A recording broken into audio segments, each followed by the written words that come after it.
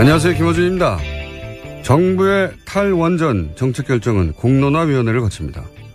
2만 명에게 3차례 전화 설문을 하고 시민 참여단도 두어 2박 3일간의 학습, 토론을 거친 후 역시 찬반 설문을 하게 됩니다.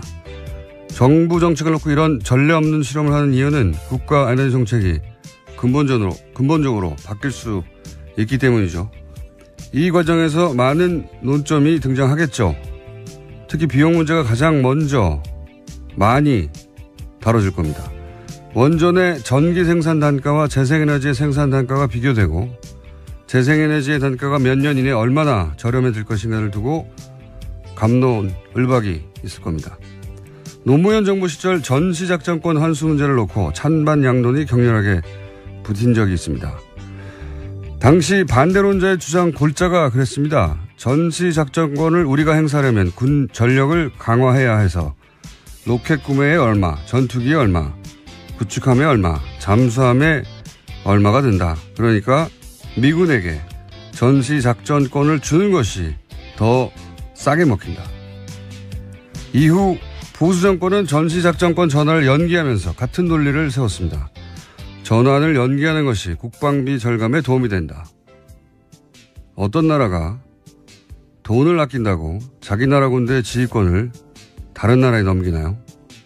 돈이 싸게 먹힌다고 자국민들에게 목숨을 걸고 전장에 나가라 명령하는 권한을 다른 나라에 주자는 발상을 아무렇지도 않게 하는 사고방식.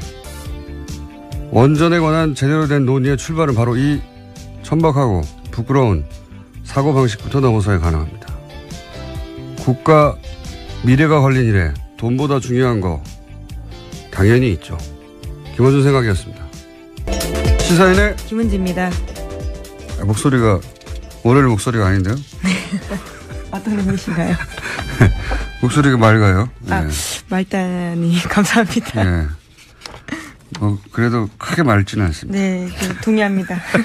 자, 시사인의 네. 김은지 기자 했나요? 네, 했습니다. 제가 맑지가 않습니다. 정신이. 자, 첫 번째 뉴스는요? 네, 오늘 이재용 삼성전자 부회장의 재판이 마무리됩니다. 지난 2월 28일 재판에 넘겨진 이재용 부회장의 결심 공판이 오늘 오후 2시에 열리는 건데요. 먼저 특검이 구형을 통해 형량을 제시하게 됩니다. 이어서 변호인단이 최종 변론을 하고 이재용 부회장 등 피고인들이 최후 진술을 합니다. 최근 대법원 규칙 개정이 바뀌어서요. 주요 사건 1심, 2심 선고 생중계 가능해졌는데요. 이달 말로 예정된 이 부회장의 선고가 중계될지 여부도 관심을 갖고 있습니다. 한 5개월 걸렸네요. 5개월 걸렸고, 예. 결심 공판이라는 게 이제 재판이 완전히 끝나는 게 아니라, 공방은 끝이 나는 거죠, 이제. 네, 이제 선고만 남은 상태입니다. 네. 그래서 이제 여기서는 구형을 하는 거죠. 예. 네, 검찰이 봤을 때 얼마 정도, 그러니까 지금은 예. 특검이죠. 특검이 형량을 제시하게 되는 겁니다. 검찰의 주장을 먼저 하고, 예. 그리고 나서 통상 한 2주 정도 있다가 재판부가 선고를 하겠죠. 예, 검찰이 뭐 10년을 요구했는데, 판사가 생각하기에는 5년이다. 뭐 이런 식의. 그러니까 오늘 아마 2시 이후에 나오는 형량은 그걸 보고 이제 뭐 5년이든 몇 년이 구형이 되면 5년을 사는구나 생각하실 수 있는데 그건 아니다. 예, 검찰의 주장, 그러니까 특검 쪽의 주장인 거죠. 네. 판단이라고 볼 수 있습니다. 그래서 이제 구형과 선고가 다른데 뭐 여전히 헷갈리는 경우가 많습니다. 오늘은 이제 구형만, 검찰의 주장만 있는 날입니다. 이 부분은 저희가 잠시 후에 주진희 기자 연결해서, 예, 주진희 기자가 삼성 사실 전문이었거든요. 오랫동안. 전문도 많아요. 예. 삼성 전문 기자로 10년 이상 살았기 때문에 잠시 후 연결해서 미니 한번 해보겠습니다. 자, 관련한 뉴스들이 좀 있습니까? 네, 지난주 금요일 이재용 부회장 재판에서 특검팀이 박근혜 전 대통령 조서 일부를 공개했습니다.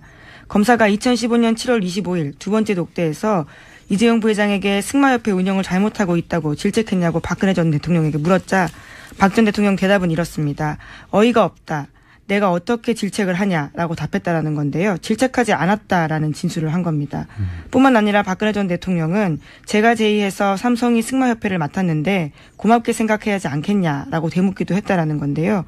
이 진술은 이재용 부회장이 지난주에 재판에서 박근혜 전 대통령이 크게 질책해서 매우 당황했고 이후 승마 지원을 챙겼다라는 취지의 내용과는 상반되는 내용입니다.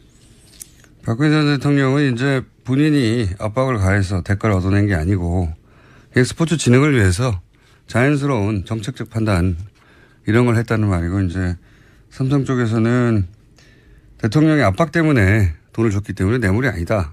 예. 이런 이야기를 하는 거죠. 상반된 주장이 있고 이 결론은 대략 2주 후에 납니다. 2주. 예. 네, 구속 만기가 27일이어서요. 네. 그 전에 날 것으로 보입니다. 뭐 대략 한 24, 5일 되지 않을까 싶은데 2주 후에나 결론이 납니다. 1심 결론이죠 물론. 자, 다음 뉴스는요. 네, 국가정보원 적폐청산 TF 관련된 소식도 계속 전해드리고 있습니다. 이와 관련해서 또 뉴스가 나왔는데요. 2009년에서 2012년 당시 국정원이 민간인으로 구성된 사이버 외곽팀 구성했다라는 건 전해드린 바가 있습니다. 그런데 별도로 그 밖에요. 온라인 여론조작팀을 운영한 사실이 파악돼서 조사 중이라는 겁니다. 그러니까 이미 드러난 사이버 외곽팀 30개는 국정원 전체 여론조작 조직의 일부에 불과하다라는 겁니다. 제가 그렇지 않습니까? 네. 다가 아닐 것이다.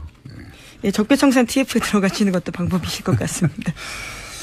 여기에 지난번에 이제 윤 목사 실제 밝혀져서 구속이 된 윤 목사 같은 경우는 종교단체 일부도 여기에 참여한 것으로 알고 있고 또 나름 지명도 있는 소위 농객이라고 불리던 보수 농객이라고 불리던 사람들 또는 뭐 보수 인사들 그러니까 이제 일반인들 직업을 가진 일반인들이 아르바이트로 잠시 한 수준의 3,500여 명 정도라고 1차로 밝힌 인원 이외에 별도의 조직이 있을 것이다. 네, 그렇게 조사하고 있다라는 겁니다. 파악하고요. 그때 당시 이제 보면은 온라인에서 이런 그러니까 포털이나 대형 커뮤니티에 글을 쓰는 조직들 말고 또 트위터에서나 SNS 뭐 페이스북 가능한 모든 온라인 공간에서 이런 활동이 있었거든요. 그러니까 뭐 그리고 여러 레벨에서 그냥 단순한 댓글 혹은 뭐 포털에서 댓글뿐만 아니라 아예 스스로 글을 창작해내는 수위에서도 있었기 때문에 저는 대단히 광범위한 왜냐하면 이 온라인 여론을 조작하는 팀 자체가 커졌어요 당시에. 처음에 심리전단에서 출발해서. 네, 그렇죠. 심리전단이 아니라 국으로 바뀌고, 이름도 바뀌고, 관리 조직 자체도 그렇게 어마어마하게 커졌는데, 당연히 훨씬 더 큰 조직이 있었을 거라고 봅니다. 네. 네, 그래서 국정원 댓글팀도요, 그 당시에 특별수사 하면서 2013년에 국정원 메인 서버 압수수색 영장 받아서 갔었는데 국정원의 거부로 서버 확보에 실패한 바가 있습니다. 그런데 이번에는 적폐청산 TF가 이 메인 서버를 분석해서 조사하고 있기 때문에요. 관련해서 검찰로 넘어갈 수도 있다라고 보고 있습니다. 메인 서버에는 다 남아 있겠는가 뭐 그런 생각도 듭니다. 예. 일부 있겠지만 여하간 여태까지 밝혀진 바로는 별도의 조직이 더 있다. 예. 또 관련 뉴스가 있나요? 네, 또 이렇게 사람들이 많은데 왜 이제까지 안 드러났을까에 대한 의문들을 가지실 수 있을 텐데요. 관련한 보도들이 또 있습니다. 국정원은 사이버 외곽팀에 참여한 민간인들에게 개별적으로 보안 서약서 받았다라고 합니다. 또 민간인들끼리 다른 팀의 존재를 알지 못하도록 국정원 직원이 이들을 점조직으로 관리했다라고 합니다. 간첩이죠, 간첩. 자국민을 상대로 한 여론 조작하는 간첩. 그렇게 저는 보입니다, 사실은. 네. 그리고 이제 예산도 보면 3,500명 얘기하면서 한 달에 2억 5천 이런 식으로 얘기했는데 이 국정원장의 최대 관심사 중에 하나였단 말이죠. 네. 이 일을 해서 다시 정권을 뺏기지 말고 유지해야 한다는 그런 목적하에 했는데 한 달에 2억 5천이라는 건 껌값입니다. 껌값. 정말 국정원의 방대한 조직 어마어마한 예산에 비하자면 국정원 최대 관심사에 이 정도밖에 돈을 안 썼다는 건 뭐 도저히 저는 3,500명이 전부가 아닐 거라고 생각이 들고 그리고 이제 보안 서약서를 받아가지고 소위 제가 했어요라고 손들고 나온 사람이 없었다는 거죠, 과거에. 네, 처벌받거나 혹은 뭐 문제 제기를 할 수 없도록 만들었다라고 하는 것으로서 보이는데요. 근데 이제 실제 이렇게 일한 사람들이 나와서 내가 누구로부터 어떤 식으로 지시를 받았고 어떤 활동을 하였다 말단에서 그런 사람을 사실 찾아야 되는데 좋은 방법이 있어요. 예. 이 포상금을 거는 겁니다. 누구에 대한? 나와서 내가 보안사역서를 쓰고 그런 아르바이트를 했다는 사람한테 면책을 주고 포상금도 1억 이상 줘요. 예. 1억 이상. 아주 크게 걸어서 수많은 사람들이 자진해서 나올 거라고 봅니다. 이게 이제 그 민간에서 왜 댓글 가지고 크게 소송이 걸린 적 있지 않습니까? 네, 지금도 하고 있죠. 예, 모 강사가 라이벌. 네, 사교육 시장에서는 꽤 큰 이슈입니다. 예, 라이벌 업체에서 대규모 댓글 단을 돌렸는데 잡을 수가 없잖아요. 이게 국정원이 꼭 해서 잡을 수가 없는 게 아니라 아이디를 추적하고 하는 게 되게 굉장히 어렵단 말이죠. PC방에서 하고 그러면. 그래서 억대 포상금을 걸었더니 나타났어요. 그래서 가지고 있는 모든 정보를 그런 일이 있거든요. 네. 여기서는 여기 역시 가능하다고 봅니다. 참조해 주십시오. TF팀. 자, 또 있습니까? 다른 뉴스가? 네, 이명박 전 대통령 쪽 반응에 대한 뉴스도 있는데요. 공식 반응을 내놓진 않았지만 측근들이 정치보복이라면서 반발하고 있다라는 겁니다. 이명박 전 대통령 쪽 한 인사는 대응할 가치조차 없다. 국정원이 그렇게 할 일이 없냐라는 불쾌감을 감추지 못했다라고 하고요. 댓글팀이 없었다는 겁니까? 대응할 가치가 없었다라고 하는 것 봐서는요. 거기에 대한 대답은 하지 않은 것으로 보입니다. 국정원 그렇게 할 일이 없냐. 국정원 그렇게 할 일이 없냐는 얘기가 댓글팀이 없었다는 반응처럼 보여지는데. 네, 뿐만 아니라 친이계 인사들도 정치와 절연하겠다라는 국정원이 여론몰이 공작에 나섰다라면서 반발하고 있습니다. 그러면서 끊임없이 과거 정부의 일을 들춰내는 것이야말로 적폐의 악순환이다. 이렇게 목소리를 높이고 있다고 합니다. 네. 목소리를 높이시죠. 네. 떨고 있겠죠. 자, 이런 반응은 나올 수 있는데 반응이 설득력을 갖기는 어려울 것 같습니다. 자, 다음 뉴스는요. 네, 어제 유엔 안전보장이사의 긴급회의가 열렸습니다. 유엔이 북한에 대한 강도 높은 제재안을 다시 내놓은 건데요. 북한의 주력 수출품인 석탄과 철광석 등 주요 광물과 수산물의 수출이 전면 금지됐습니다. 또 북한의 연간 수출액의 3분의 1에 해당하는 자금 차단 효과가 있을 것으로 보이는데요. 다만 애초 예상됐던 대북 원유 수출 금지 조항은 중국과 러시아의 반대로 빠졌습니다. 원유 수출 금지까지 해버리면 사실 북한을 완전히 고립해서 붕괴시키겠다는 거죠. 북한 붕괴는 중국과 러시아가 원하지가 않습니다. 네. 기본적으로. 어마어마한 난민이 1,000만 명 단위로 발생할 수도 있고 그리고 그 지역에서의 권력 공백, 권력 공백이 불안정해지면 복지전도 있을 수 있고 미국이야 저 멀리 떨어져 있는 태평양 건너 땅이지만 중국, 러시아는 다 연결돼 있잖아요. 예. 게다가 이제 한반도에서의 미국의 영향력이 더 확대되고 한반도를 미국의 영향력 아래에 다 들어가게 하는 건 원치 않죠. 중국, 러시아는. 그래서 뭐 북한에 대해서 원유 수출까지 금지하는 건 앞으로도 없을 것 같습니다. 네. 자, 여기까지 하고요. 또 민의가 있기 때문에 한두 개 정도만 할게요. 네. 네, 국민의당 당대표 출마 선언한 당권주자 3명이요. 어제 잇따라 기자회견 열었습니다. 안철수 전 대표의 출마 정당성 여부를 놓고 설전을 벌인 건데요. 먼저 안철수 전 대표는 이렇게 말했습니다. 심장이 정지돼 쓰러진 환자는 전기 충격을 줘야 살아난다.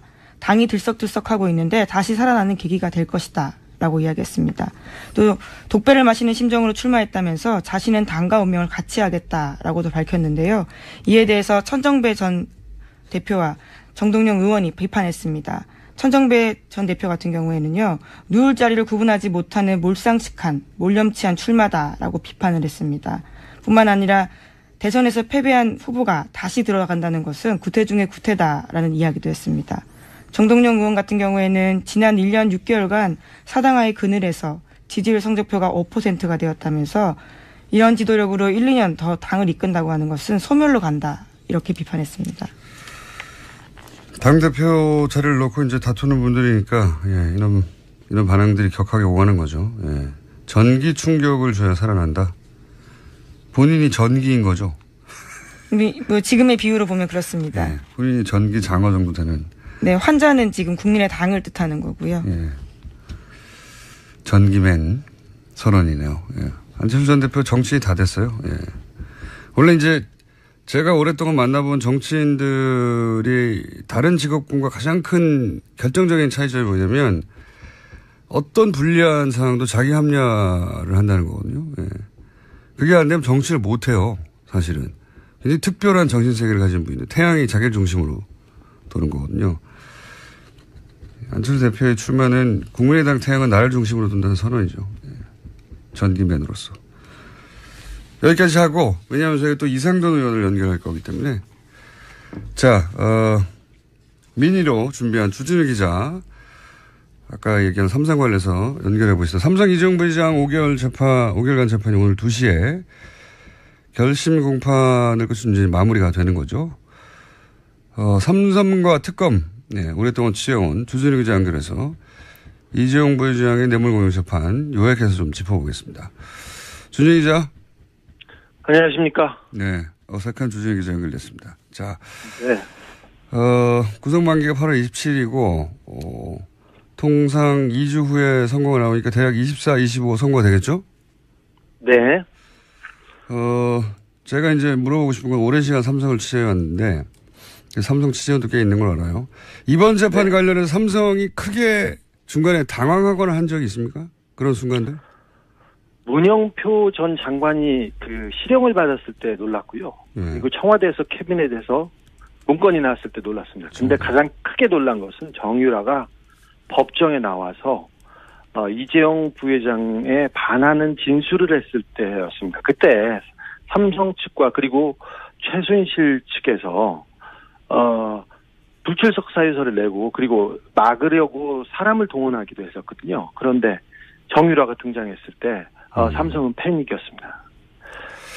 지난번 인터뷰 때 이제 정유라 얘기 나와서 하는 얘기인데 마지막 질문 중에 하나가 돈 문제하고 관련이 있냐고 했을 때 돈 문제와 관련이 있다고 해도 크게 이상할 것이 없다 이렇게 얘기를 했었는데 혹시 이후에 정유라가 왜 그때 나왔냐 혹은 뭐 돈 문제와 관련이 있느냐 없느냐 밝혀진 게 추가적으로 있습니까? 지금 최순실과 정유라가 연락을 끊고 있어요. 그리고 다른 관계도 이어지지 않고 있습니다. 그래서 지금 최순실, 정유라 그리고 장시호까지 모두 마위를 가고 있다고 봐도 되는데요. 각자의 이익에 따라서 움직입니다. 그러니까 경제적 이유가 가장 클 거라고 봐도 뭐 무방한데요. 지금 돈 문제나 그런 문제가 지금 상태에서는 별 문제가 없이 그냥 수면 아래로 가라앉았는데 언제든 다시 떠오를 겁니다. 그 문제로. 특검 가서 정유라 씨가 돈 문제가 있다 이런 걸 밝힌 건 없습니까? 비슷한 얘기를 하긴 했으나 그게 뭐 핵심 쟁점은 아니었습니다. 특검에 가서 돈 문제가 뭔가 있긴 있다는 말을 하긴 했다. 예. 네. 가족 간에.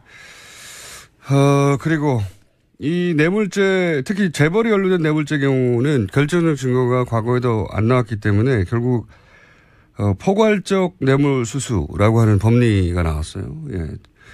이 재판 기간 중에 이재용 부회장의 불리한 진술 증거가 추가 나오는데 한번 정리를 해보자면 문영표 시형 나온 게 있고요.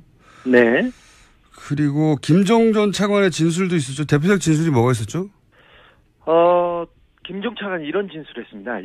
제가 2015년 7일 8월에 박상진, 그러니까 삼성 사장입니다. 박상진이 정유라 지원을 위해 독일로 출국할 무렵 박상진하고 통화했는데 박상진이 박근혜 대통령이 갑자기 이재용에게 정유라가 올림픽 나갈 수 있도록 지원해달라고 요청했다고 말해서 깜짝 놀랐던 기억이 있다. 결정적인 진술로 작용하고 있습니다. 정유라 이름이 직접 나와서 깜짝 놀랐다. 뭐 이런 얘기 했었죠. 그렇죠. 예. 정유라를 도와달라고 했어요. 예. 그리고 정유라가 특검에 가서 진술한 내용 중에 혹은 뭐 법정에서 진술한 내용 중에 특별히 불리한 내용은 뭐가 있었습니까? 삼성에. 이재용 부회장 측은 최순실 씨가 독일에서 말들을 사고 교환하고 이런 거에 대해서 전혀 삼성은 몰랐다고 얘기했는데 정유라 씨가 법정에 나와서 삼성이 말 세탁 관련해서 그 과정을 몰랐을 리가 없다. 다 알고 있었다 이렇게 얘기했습니다. 그래서 굉장히 난처해졌습니다. 청와대 문건 나온 것 중에 혹시 법정에 제출됐거나 한 것 중에 이 언론이 제대로 보도되지 않았는데 불리한 내용은 또 뭐가 있었습니까? 캐비넷에서 나온 문서 이름이 아예 삼성 경영권 승계 지원이라는 자필 메모였고요. 그래서 청와대가 얼마나 도와주고 있는지 정확하게 써 있습니다. 그거 말고는 지금 보도되지 않은 것 중에 장충기 미래전략실 차장의 문자 메시지가 있습니다. 문자 메시지요? 예, 빼도 박도 못할 스모킹건입니다. 사실 뇌물을 주고 인증샷 찍지 않지 않습니까? 그래서 직접 증거, 결정적인 증거는 없습니다, 사실. 근데 정황상 증거를 다 따져야 되는데 이번 뇌물 사건처럼 증거가 많은 경우가 드뭅니다. 재벌 관련해서는 이 정도면 굉장히 많이 나온 거라고 얘기들 하는데, 자. 네. 지금 이제 장충기 전 사장 핸드폰 문자 얘기했는데, 장충기 전 사장 핸드폰 문자 관련 보도가 있긴 있었는데, 구체적인 문자가 내용이 뭔지는 자세히 보도된 적이 없어요. 근데 네. 그 부분을 한번 핸드폰 문자 내용 파악이 돼 있는 것 같으니까 물어보자면, 우선 장충기 사장 역할부터 짚어보죠. 장충기 사장은 삼성에서 어떤 역할을 했습니까? 장충기 사장은 미래전략실의 사장급 임원이었는데, 정보와 대관, 그러니까, 정부 부서를 관리하는 그런 업무를 했습니다. 민관 할 때 대관. 그렇습니다. 네. 정보와 정부를 담당했었다. 예. 네. 자, 그러면 이 장충기 사장 핸드폰에서 아마 특검 수사 과정에서 밝혀진 것 같은데, 장충기 사장 핸드폰에서 나온 문자들이 어떤 게 있습니까? 좀 구체적으로 짚어보자면?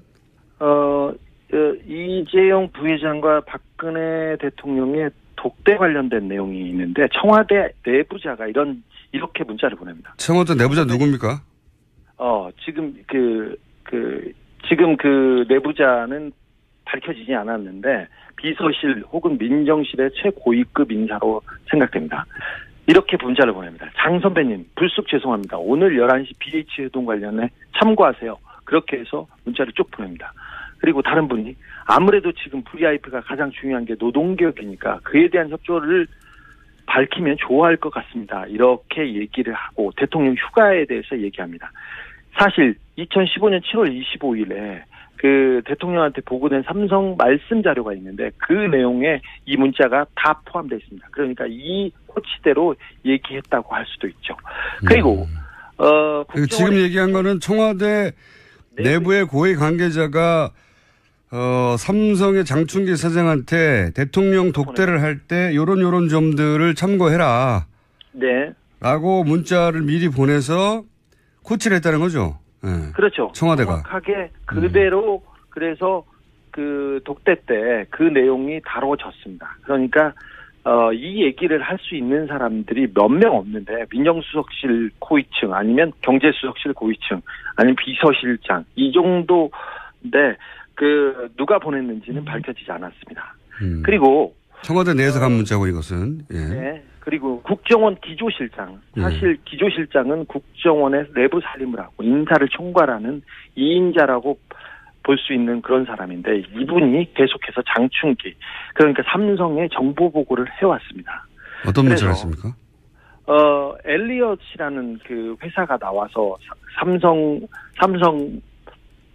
삼성의 합병에 걸림돌이 됐을 때 이렇게 보냅니다. 이현수입니다. 엘리엇은 1977년에 어디에서 시작됐고 자산이 어느 정도 됩니다. 그래서 한국은행 홍콩에서 관리하고 있는 내부 상황은 철저하게 통제돼 있는데 제가 더 알아보고 자세한 것은 나중에 보고하겠습니다. 이런 문자를 보냅니다. 또 이런 문자도 보냅니다. 복 많이 받으셨습니까? 지난해에는 사장님의 회사의 지원으로 우리나라가 안정되었지 않았나 생각합니다. 감사드립니다. 또한 자료는 아주 유용하게 활용되고 있습니다. 이 또한 감사합니다. 올해도 변함없이 이렇게 하면서 이현수 배상 이렇게 올립니다.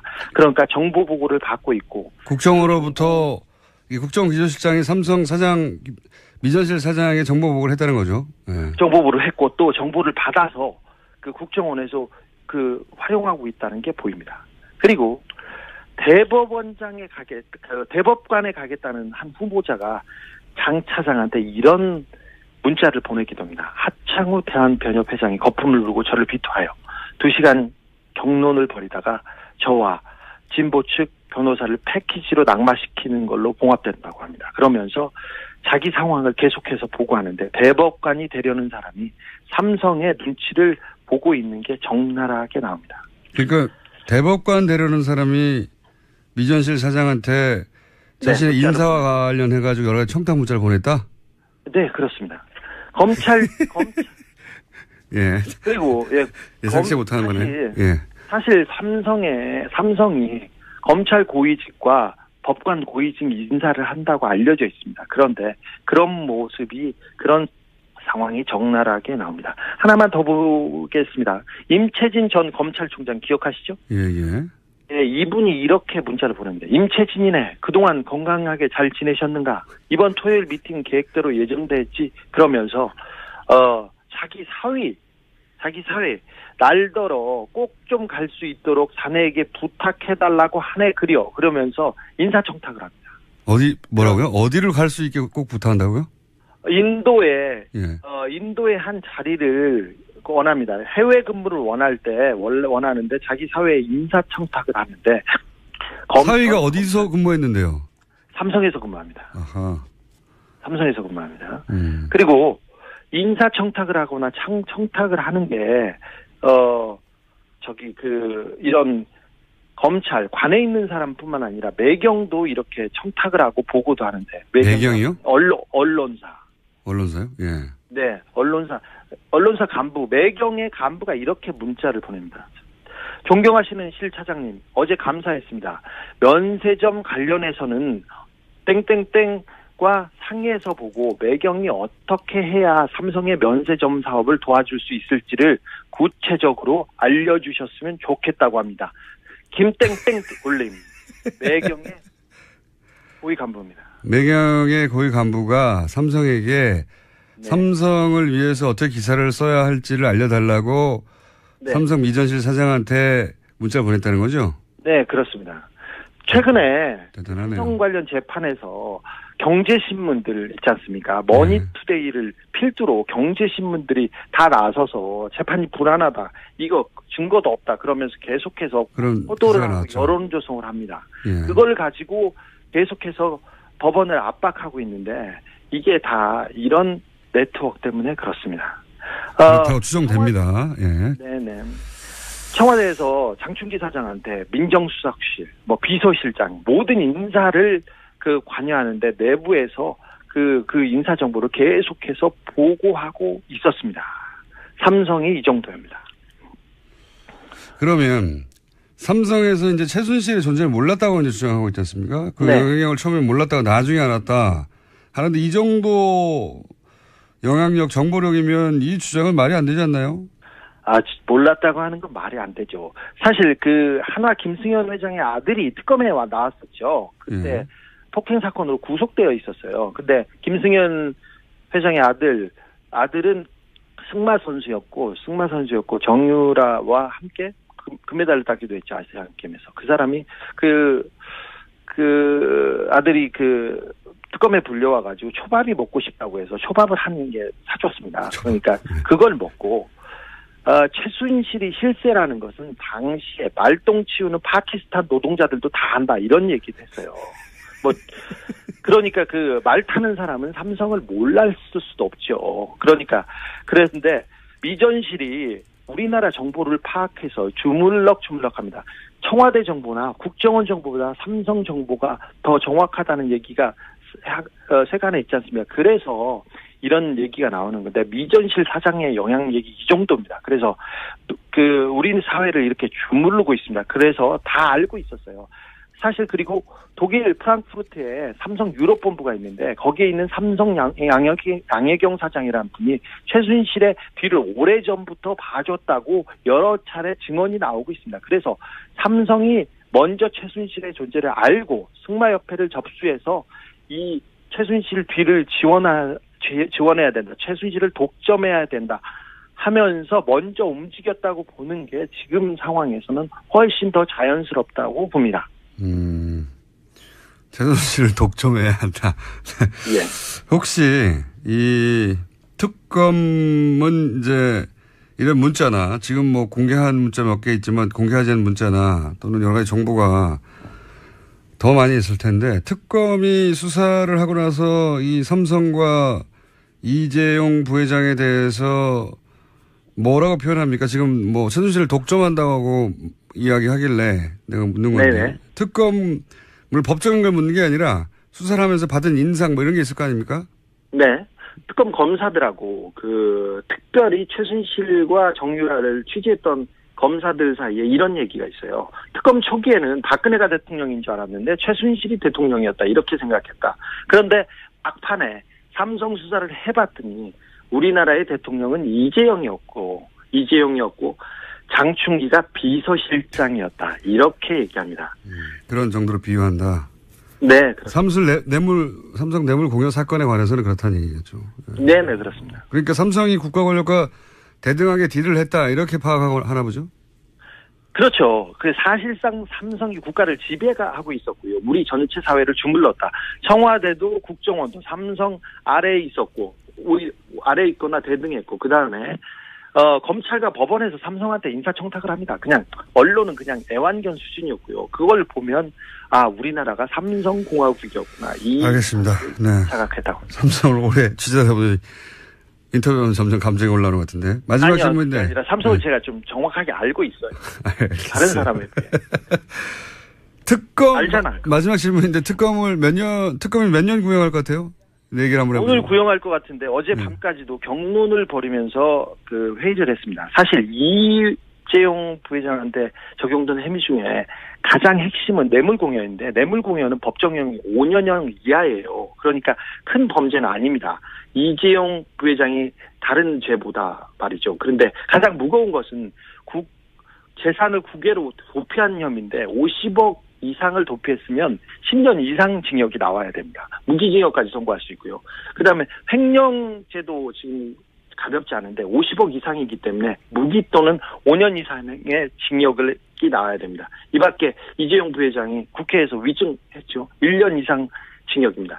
이걸 따져보면 세게 때리면 17년, 20년을 때릴 수 있고 약하다 하면 10년 정도 때릴 수 있는데 삼성을 지금까지 약하게 때려왔던 검찰의 관행을 전임자들을 어느 정도 고려해야 하기 때문에 저는 15년 예상합니다. 12년에서 15년 구형할 거라고. 알겠습니다. 2시 이후에 밝혀지겠죠. 오늘 여기까지 하겠습니다. 안철수 전 대표의 당대표 출마 선언에 대한 국민의당 내부 반응 이상돈 의원 통해 들어보겠습니다. 국민의당 이상돈 의원 전화 연결되어 있습니다. 안녕하세요. 네, 안녕하십니까. 네, 여러 차례 저희가 인터뷰 요청드렸는데 오늘 회사 연결이 됐습니다. 네, 그렇습니다. 네, 다음에는 꼭 스튜디오에 한번 나와주시고요. 반갑습니다. 어제 당대표 출마 반대하는 의원들과 함께 심야회동을 하셨다고 알고 있는데 어떤 이야기가 오갔습니까? 심야까지는 안 되고 밤 9시에 만나서 지난번 얘기를 했습니다. 이미 보도에 나온 그대로입니다. 그대로고 안철수 전 대표가 당대표에 나와서는 안 된다. 하는 데에서 의견을 모았죠. 무엇보다 그 원인은 뭐냐.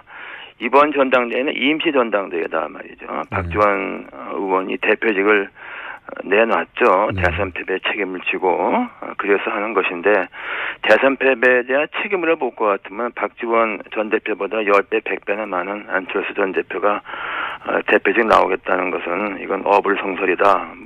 그런 데 대해서 의견 일치를 모았습니다. 네. 지금 출마를 반대하시는 의원들이 당내에 몇 분이나 됩니까? 당직자들은 의견 표명, 공개적인 표명을 이제 삼가하고 있지만은 포함은 절반을 훌쩍 넘는다고 보고 있습니다. 당 전체를 보자면 절반을 넘는다. 의원들 중에 거꾸로 그러면 출마를 찬성하시는 분도 있습니까? 적극적으로 그 지지를 처음부터 말했던 의원은 사실 이원주 의원 한 사람뿐이었고 또 이제 자신이 생각하기에 안철수 전 대표 때문에 국회의원이 됐다고 생각하는 몇 사람들은 그래도 도와되지 않느냐 이렇게 보고 있는데 저는 참 그런 거 우습다고 봅니다. 국회의원이 되면은 그 헌법기관인데 자기가 독자적인 판단을 해야지 나는 안 대표 때문에 국회의원 됐으니까 뭘 해도 도와야 된다. 그건 우습다고 생각합니다. 이게 이제 80년대 외국 사례이긴 한데 선거 낙선의 충격이 가족 중 일원이 사망했을 때 충격이 범간다 이런 연구가 있거든요. 그러니까 낙선 충격이 대단하다는 건데 저는 이제 이 전체 최근의 상황 중에 가장 이상한 대목이 안철수 전 대표는 그런 충격이 거의 없는 것처럼 보이거든요. 의원님이 보시기에 어떻습니까? 네, 충격이 거의 없죠. 거의 없는 게 아주 없죠. 대선 끝나고 나서 뭐 하루 이틀 후에 자기가 다음에 대통령 선거 나오면 50% 넘는 득표를 된다고 그러지 않았습니까? 그런 말 했죠. 네, 그 정상적이 아니라는 걸 보여주는 거죠. 이런 말, 노사모 같은 조직이 없어 패배했다거나 뭐 결선 투표제가 도입됐더라면 이번에 본인이 1위 했을 수도 있다 이런 발언도 했어요. 그러니까 본인 대선 패배의 원인을 본인이 아니라 다른 데서 찾는 걸 보니까 대선의 패배를 있는 그대로 받아들이지 못하고 있는 걸까요? 그게 이제 어떤 언론이 쓴 대로 인지 부조화다 이렇게 얘기를 하는데 좀 상식에 벗어난 거죠. 그래도 안철수 전 대표가 국민들한테 좀 남아있는 좋은 이미지가 뭐 깨끗한 정치를 상징한다든가 뭐 겸손함 이런 게 있었는데 그런 건 다 없어졌고 남아있는 것은 인지 부조화, 터무니없는 나르시즘, 뭐 이런 거밖에 남아있지 않는 것 같습니다. 불행한 일입니다. 안철수 전 대표가 이제 출마 명부로 내세운 것 중에 하나가 109명의 원외위원장들의 강력한 요구가 있었다. 근데 이제 여기도 잡음이 좀 있어요. 본인은 당대표 출마 지지선언을 해서 서명한 게 아니다. 이런 위원장들도 있는데 이 사태 파악이 됐나요? 전후 사정이? 네, 아직은 뭐 정확히 파악은 안 됐으면 저는 뭐 대충 심증이 있죠. 그 얘기가 좀 공론화된 게 제가 그 인터뷰에서 얘기해서 이제 드러났죠. 네, 저는 뭐 지난번 총선이나 이런 거간에 좀 지방의 그 원외위원장 사정을 뭐 굉장히 많이 아는 사람이죠. 100명씩 나올 수가 없습니다. 그리고 저도 뭐 확실하지만 대충 뭐 심증 가는 부분이 있죠. 그리고 어떻게 심증이 가십니까? 왜? 대표가 뭐 이제 그거는 허수다. 뭐 이렇게 좀 공개적으로 반박을 했죠. 네. 심증이 가신다는 거는 그러니까 서명을 하긴 했는데 당대표 출마하라고 서명한 게 아니라는 겁니까? 아니면 서명까지 한 건 아니고 뭐 동의를 했다고 그러는데 그 동의도 정확한 것 같지 않고 그 109명의 명단을 발표해야 되지 않습니까? 못하고 있지 않습니까? 그리고 109명의 숫자가 나올 수가 없습니다. 숫자도 과장이고 명단도 없다. 그러니까 뭐 그 제보 조작 사건이 재판이죠. 그 정도까지 보시는 거군요. 그러니까 109명이나 숫자도 불려졌고 서명도 없었고 명단도 없다.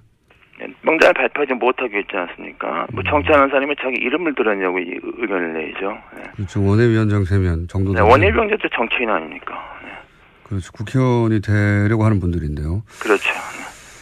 동교동계는 어떻습니까? 처음에 탈당하겠다고 했다가 잘못은 안철수 전 대표가 했으니 자신들이 탈당할 게 아니라 출당시키겠다 이런 발언이 보도됐었는데 이게 출당이 가능한 겁니까? 당구상? 당원 당규에서는 출당은 어렵다고 봐야죠. 그 상징적인 그런 의지를 표명한 거다. 상징성이 있다는 것이죠. 그 정도로 격앙돼 있다. 무엇보다도 이번 대세의 패배를 국민의당이 호남당이기 때문에 패배했다. 뭐 이런 얘기가 나오고 있지 않습니까요? 제가 보기에는 안철수 전 대표가 그나마 대통령 선거 나가게 된 것은 그 박지원 전 대표 때문이죠. 1년 동안 박지원 전 대표가 안 대표를 전폭적으로 밀어서 대선까지 간 거 아닙니까? 이건 어떻습니까? 지금 이제 물론 이것도 다 분석인데 언론들이 잘 이해가 안 가니까 이런저런 분석을 내놓습니다. 그러니까 당을 이제 호남 의원들이 다 장악을 해버리면 본인의 안철수 전 대표 본인의 입지가 사라질 것 같아서 그래서 출마했다. 이런 분석이 있는데요. 뭐 그런 해석도 가능하다고 보는데요. 사실은 뭐 안철수 전 대표의 입지가 지금 뭐 앞으로 있겠습니까? 솔직히 말씀드려서 이제 뭐 지난번 대선 토론 때 이미 다 드러났지 않습니까? 이미. 저는 그렇게 봅니다. 굉장히 야박하게 평가하시는군요. 그럼 이런 표현들은 어떻습니까? 극중주의라든가 뭐 전기 충격에 의해서 당이 지금 주목을 다시 받고 있다든가 또 뭐 안중근 의사를 비유한다든가. 아니, 그거 좀 뭐 표현 같은 거 예. 뭐 이렇게 신경 쓸 필요가 없습니다. 뭐 좀 심하게 말하면은 혹시 뭐 영어 단어에 뭐 불시시라는 영어 단어 있지 않습니까? 그 정도밖에 안 되는 거고 그게 뭐 비중을 들 필요가 없습니다. 말이 안 되는 얘기죠. 네. 굉장히 화가 나신 것 같은데. 그러면 진짜 이유는 뭘까요? 이제 국민의당 소멸 때문에 나왔다. 뭐 호남 의원들에 대한 당 장악을 우려했기 때문이다. 지방선거에서 공천권을 쓰려고 한다. 뭐 등등 이제 이해가 안 가니까 여러 언론이 여러 방식으로 이유를 분석하고 있는데 의원님이 보시기에는 진짜 이유가 뭐라고 보십니까? 그냥 진짜 이유는 이해가 안 되는 거죠. 그 어떤 언론이 뭐 이른바 인지 부조화증에 빠졌다. 뭐 그게 정확한 분석이라고 봐야 되는 거죠. 뭐 그거 외에는 답이 없습니다. 대통령 선거 끝나고 나서 그 다음 날 내가 다음에 나가면 50% 넘어도 된다고 말하는 사람은 그 이해가 됩니까? 그 이해 안 됩니다. 제가 대통령 선거 지난번 끝나고 2012년 그해 가을에 문재인 대통령이 저하고 한 2분 저녁을 초대한 적이 있는데 제가 느끼기에 그 10월 달인데도 불구하고 문재인 대통령은 그 당시 대선 후유증에 아직 그 굉장히 가위 눌린 같은 상태에 있는 거 제가 느꼈어요.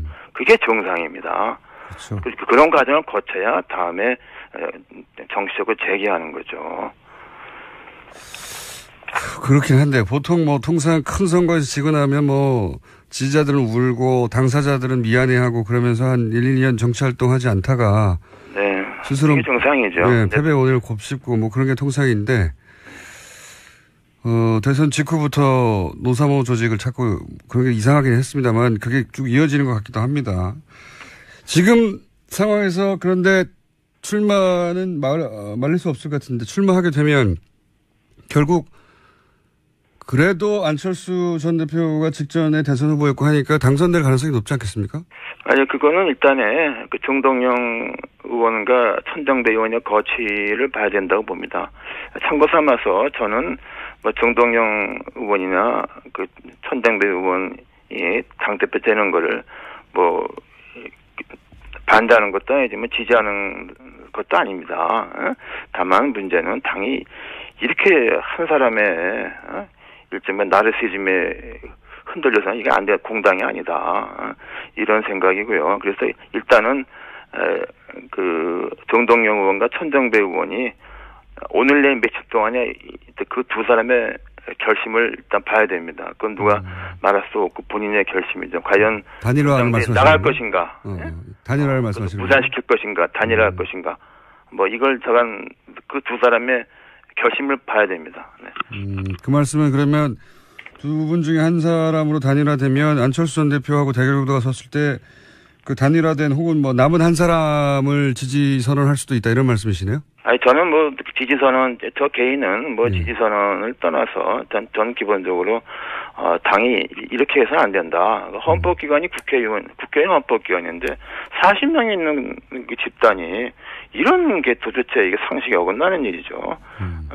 저는 그래서 원칙적인 입장에서 말씀드리는 건 이제 말하는 겁니다. 지지 선언까지는 아니더라도 누군가를 지지한다기보다는 안철수 전 대표 당선은 안 된다는 낙마 선언을 하신다는 건가요? 그러니까 말하자면? 낙마 선언은 반대 선언이죠. 반대죠. 그래서는 안 된다. 그리고 이 모든 책임 있는 사람이 뭐 의사로 나서는 거죠. 그건 얘기가 안 되죠. 그런 소위 이제 낙마 선언 혹은 뭐 반대 선언을 할 의원분들이 당내에 많습니까? 아니 그런 게 지금 말씀드렸잖아요. 거기 인식을 같이 하고 있는 분이 절반 이상이 된다. 절반 이상입니다. 다만 이제 지금 주요 당들을 맡고 있기 때문에 공개적인 말은 삼가고 있는 것이죠. 네. 의원님이 직접 출마하시는 건 어떻습니까? 글쎄요, 저는 뭐 그건 생각해 본 적이 없습니다. 그 뭐 도와주시겠어요? 그건 무슨 저는 제가 엉뚱한 말씀을 저한테 하시네요. 의원님 출마하시면 굉장히 신선할 것 같은데. 네. 글쎄요, 뭐 되게 신선할 것 같지 않은데 저도 뭐 오늘 여기까지 하고요. 저희가 다음에 스튜디오 직접 모시겠습니다. 오늘 말씀 감사합니다. 네, 감사합니다. 파리 부동산 대책 이 발표된 후 첫 번째 주말이 지났습니다. 시장 반응 어떤지 한번 알아보겠습니다. 한국공인중개사협회 고문을 역임한 송실사이버대 부동산학과 김학환 교수 전화 연결했습니다. 안녕하세요, 교수님. 네, 안녕하세요. 네, 목소리가 아주 좋으십니다. 네.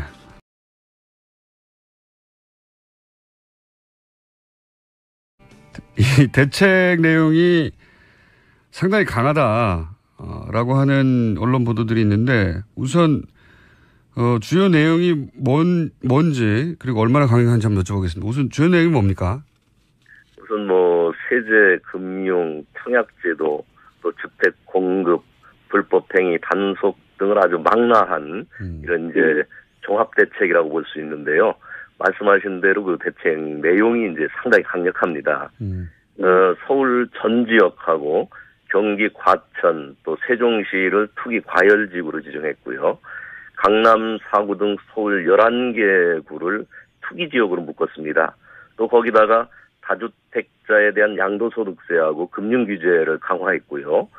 또 주택가격의 이상 과열의 진원지가 됐던 재건축은 물론이고 또 그동안의 대책에서 빠져있던 재개발, 또 지방의 분양권, 오피스텔에 대해서까지 전매 제한을 하는 이런 강력한 규제 내용이라고 볼 수 있습니다. 이게 얼마나 강력한지 사실 이 업계에 있지 않으면 좀 피부에 와닿지가 않은데 좀 예를 하나만 들어봐 주십시오. 이게 얼마나 강력하다. 네네. 우선 이 대책이 나오니까요. 현장 분위기에서는 특히 중개업계 쪽에서는 이게 핵폭탄급이다. 이제 보통 이런 표현을 하고 있습니다. 그래서 대책이 적용되는 지역의 경우에는 바로 이제 뭐 급매물이 3억 원 이하로 이렇게 내린 급매물까지 이렇게 출하되는 등 아주 그 시장 분위기가 냉각되고 있고요. 또 이로 인해서 잘못하면은 거래 절벽 현상도 발생하는 게 아닌가 이렇게 우려를 하고 있습니다. 공인중개사협회에 공을 하셨으니까 공인중개사들 반응을 많이 들어보셨을 것 같은데 핵폭탄이다. 그런 표현 말고 또 다른 반응은 없습니까? 지금까지 나왔던 대책 중에서 네. 가장 그 강력한 이런 그 대책이다. 이런 이제 생각이고요. 그리고 또 이제 여기에 공인중개사들 입장에서는 이제 아무래도 뭐 시장이 냉각되고 거래가 침체되면 영업에 타격을 받는 건 당연한데요. 또 하나 이제 그 대책 내용 중에 보면은 이제 부동산 불법행위 단속을 위한 특별 사법경찰 제도를 도입하겠다. 뭐 단속 행정의 실효성을 강화하겠다. 또 이제 합동 점검반을 구성해가지고 현장 점검을 좀 높이겠다. 뭐 이렇게 이제 내용이 있는데요. 이런 부분에 대해서는 마치 이게 공인중개사들이 그 투기를 조장한 세력인 양 이렇게 취급하는 것이 아닌가 하는 겁니다. 그래서 여기에 대해서도 좀 매우 불쾌하다는 이런 입장을 가지고 있습니다.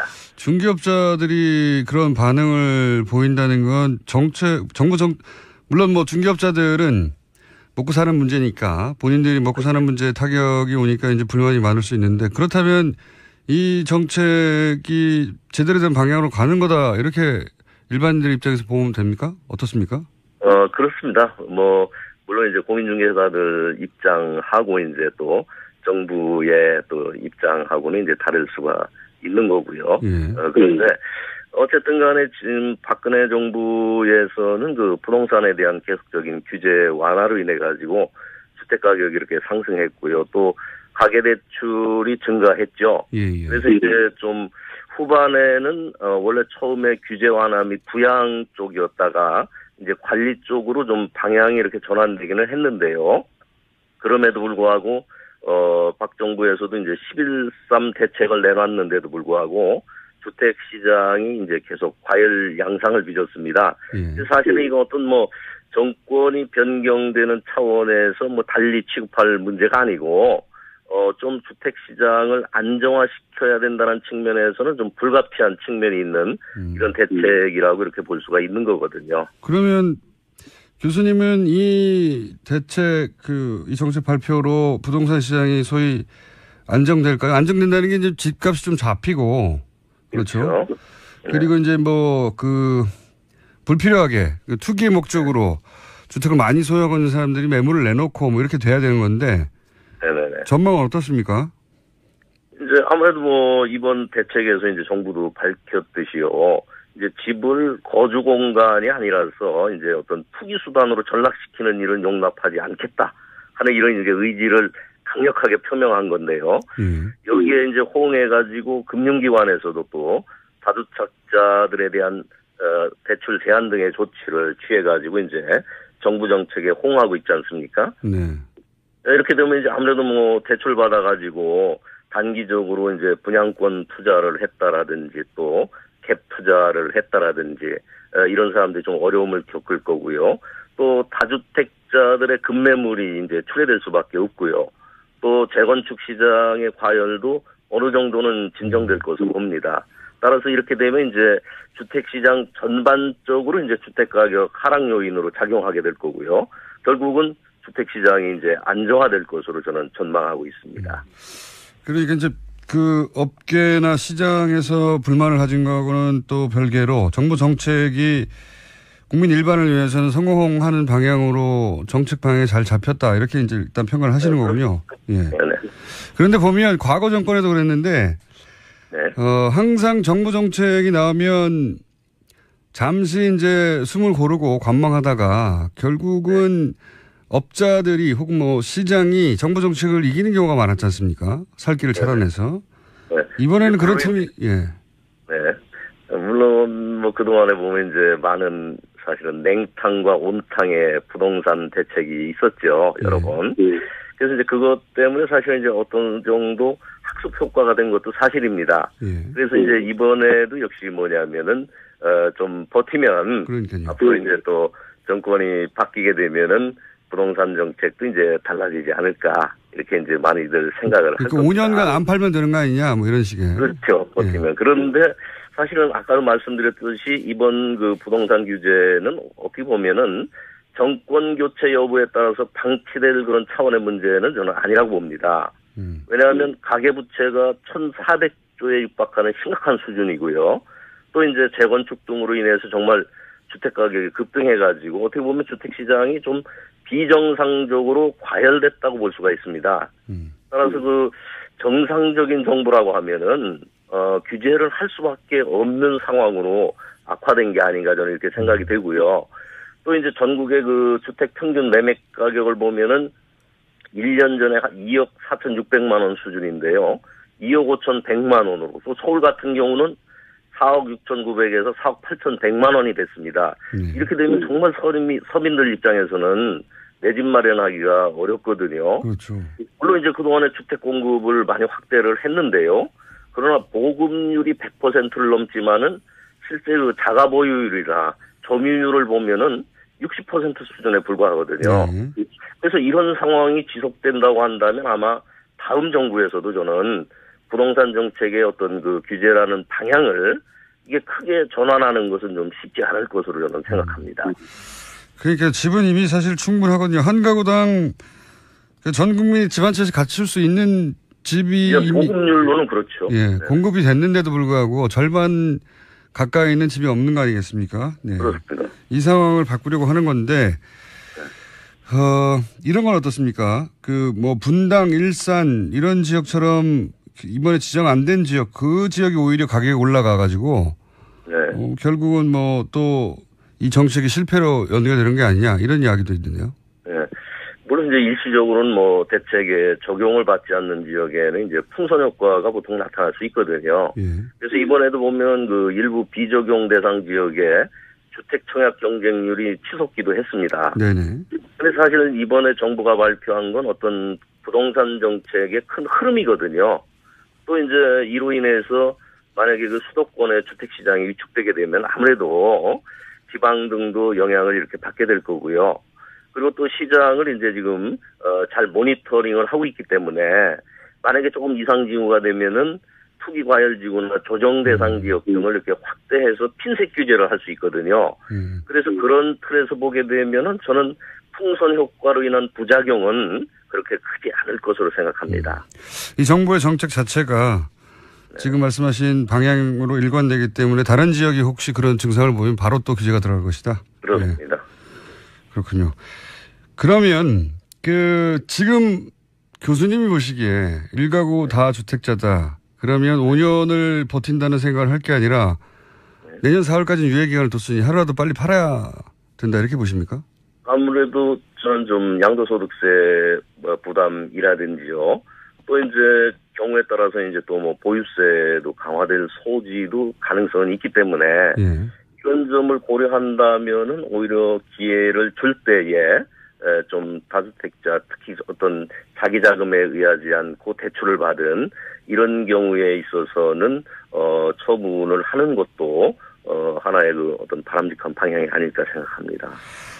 한 가지만 더 여쭤보자면요. 이제 물론 이 정책도 너무 과하다고 하는 또 시장 중심으로 사고하시는 분들도 있지만 한편에서는 기왕 이렇게 이 방향을 잡은 이상 아예 다주택자들이 집을 소유하는 것이 뭐 여기서 다주택자라는 건 뭐 5채, 10채 이상씩 막 가지고 있는 분들이 있으니까 수십 채 이상도 있고 그런 분들이 집을 내놓을 수밖에 없도록 아예 보유세까지 강화해야 되는 거 아니냐 이런 주장이 있거든요. 이 주장에 대해서는 어떻게 보십니까? 전문가로.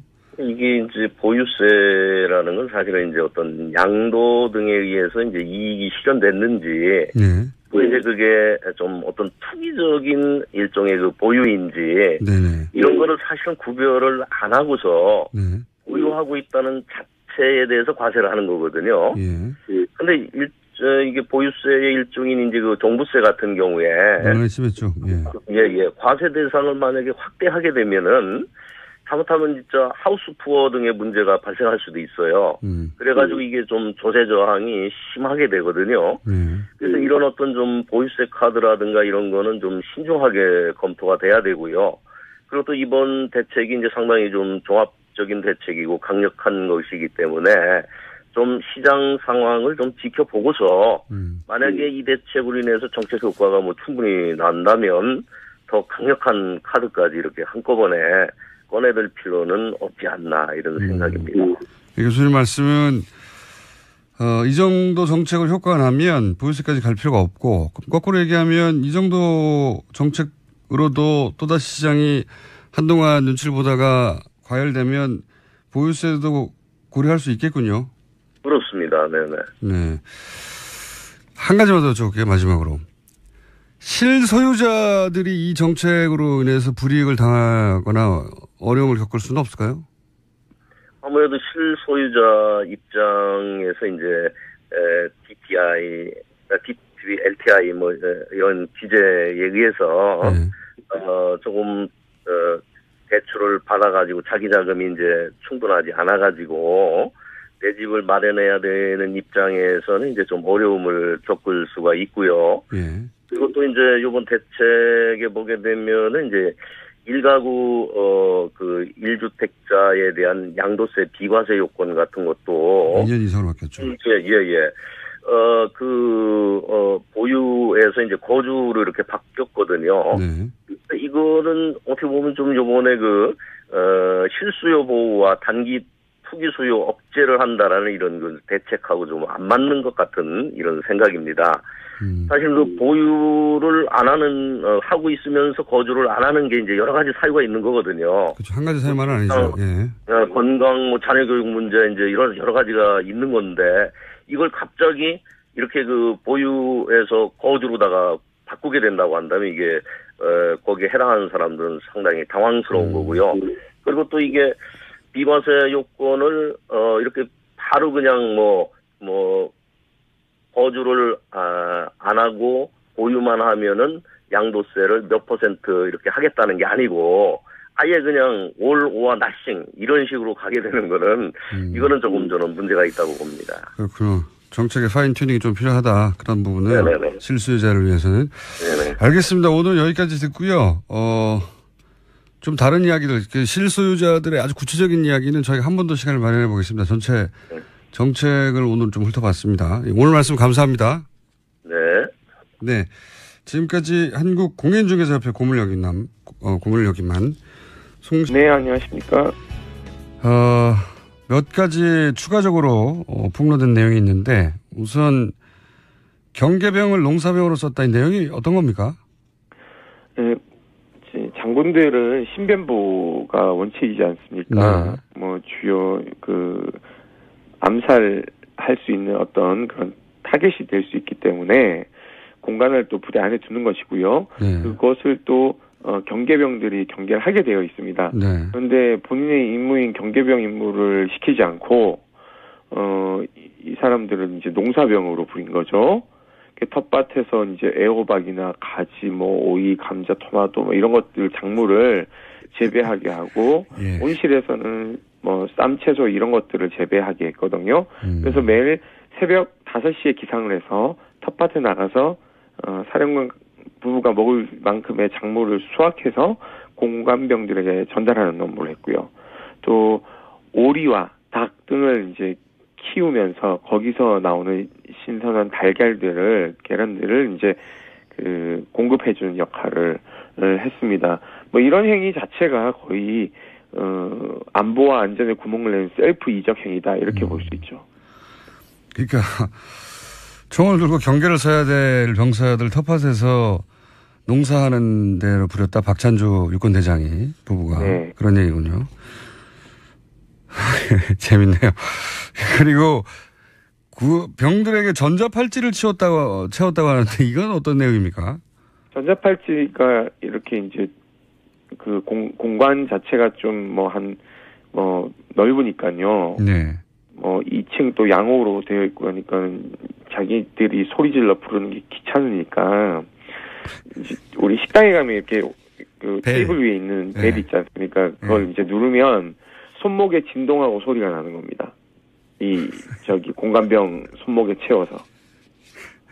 그러니까 그거는 이제 어디 벽에 붙여놓는 게 아니라 이제 수시로 이렇게 들고 다니는 거죠. 들고 다니면서. 그래서 한 번 누르면 조리병이 가고 2번 누르면은 공간병이 가고 3번 누르면 운전병이 가고 이런 식입니다. 가면은 이제 물 떠와라. 가면은 뭐 가져와라. 이런 식이죠. 거의 하인 취급한 거죠. 무슨 긴급한 상황이 아니라 물 떠와라 이런 잔심부름을 시키려고 모든 병들에게 팔찌를 채웠다고요? 예, 그 중에서 이제 막내한테 채우기도 하고 이랬는데요. 이 문제는 이 전자팔찌에 대해서 본인들이 감사받을 때 정훈공보참모를 통해서 부인을 하는 입장을 기자들에게 배포했습니다. 그런 적이 없다. 본인들은 손님들 세 번 왔을 때 3번 착용하게 했고 손님들 있는 데서 이렇게 부르기가 좀 예의에 어긋나는 것 같아서 그렇게 이제 했다라고 이렇게 거짓 주장을 하고 있는데요. 그 거짓 주장을 본 7군단 시절 공관병이 이제 너무 화가 나서 저희들한테 그 다음날 제보를 한 것입니다. 이 전자팔찌는 7군단 시절부터 처음 본인이 착용했다라는 이렇게 증언이 있었고요. 그래서 이런 증거인멸 우려 시도에도 불구하고 이렇게 강제 수사가 이루어지지 않고 있습니다. 그렇군요. 사병들은 공적인 병사가 아니라 이제 사적인 노예처럼 부린 건데 그런데 이제 이런 폭로에도 불구하고 오늘 사실 인터뷰의 핵심 내용은 이건데요. 군 검찰은 사실상 수사를 포기한 것과 마찬가지라고 처음으로 폭로한 군 인권센터에서 다시 한번 주장했거든요. 이런 식으로 가면 제대로 수사가 안 된다고. 네네. 그런 말씀을 하신 이유가 뭔가요? 첫째, 이 사건이 발생했을 때 많은 국민들은 범죄인 것 같은데 왜 감사를 하지라는 의문이 들었을 겁니다. 그 감사라는 것은요, 징계를 하기 위한 전제 조건입니다. 그런데 징계를 할 수가 없다는 것이 밝혀졌죠. 군인사법에 보면 징계위원회 개최 요건이 선임장교 3명으로 구성된 징계위원회를 열어야 되는데 이분이 넘버 3세요. 대장이니까요. 예, 그러니까 대장 중에서도 서열이 또 정해져 있습니다. 이분을 징계할 수 있는 징계권자는 합참의장과 육군참모총장밖에 없는 것이죠. 그러니까 한 명이 모자라는 겁니다. 이분보다 대장을 먼저 다신 분이 없는 거예요. 그러다 보니까 징계위원회 자체를 열 수가 없으니 이분은 내일 저녁 하시면 연금을 모두 다 가져가십니다. 그러니까 연금이란 건 본인이 내는 게 있고요. 절반이 있고 국가 세금으로 내는, 국민이 우리 내는 세금으로 또 구성된 연금이 있어요. 그 절반을 모두 다 가져가시는 거죠. 통상적으로 징계에서 중징계, 예를 들면 파면이 되면 본인이 낸 비용만 가져가게 되어 있습니다. 국민 세금으로 이렇게 보조해준 연금은 박탈당하는 것이죠. 그렇기 때문에 사실상 이제 이 범죄자를 그냥 놔주는 형태가 되는 것이고요. 그러면은 이걸 뻔히 알면서도 왜 도대체 그럼 수사를 진행하지 않았는가라는 의혹이 있는데요. 결국 이런 거 아니겠습니까? 장군들이 사용하는 꽁짓돈의 용처, 이것이 다 발각될까봐 궁극적으로 430명이 되는 장군들의 꽁짓돈을 디펜스 해주기 위해서 국방부 검찰단장이 꼼수를 부린 것이다라는 게 거의 국방부 내나 군에 타다하게 퍼진 소문입니다. 왜냐하면 이분이 육사 출신이거든요. 육사 50기입니다. 그러니까 자기네들 장군들 보호하기 위해서인 거고, 또 하나는 이분은 윤일병 사망 사건 당시 육군본부 육군의 그 고등검찰부장으로서 윤일병 사망 사건 축소 은폐에 지휘 라인에 있던 사람입니다. 수사 지휘 라인에. 검찰단장이요? 예, 그렇습니다. 당시 국방부 검찰단장. 예, 당시 육군 고등검찰부장이었거든요.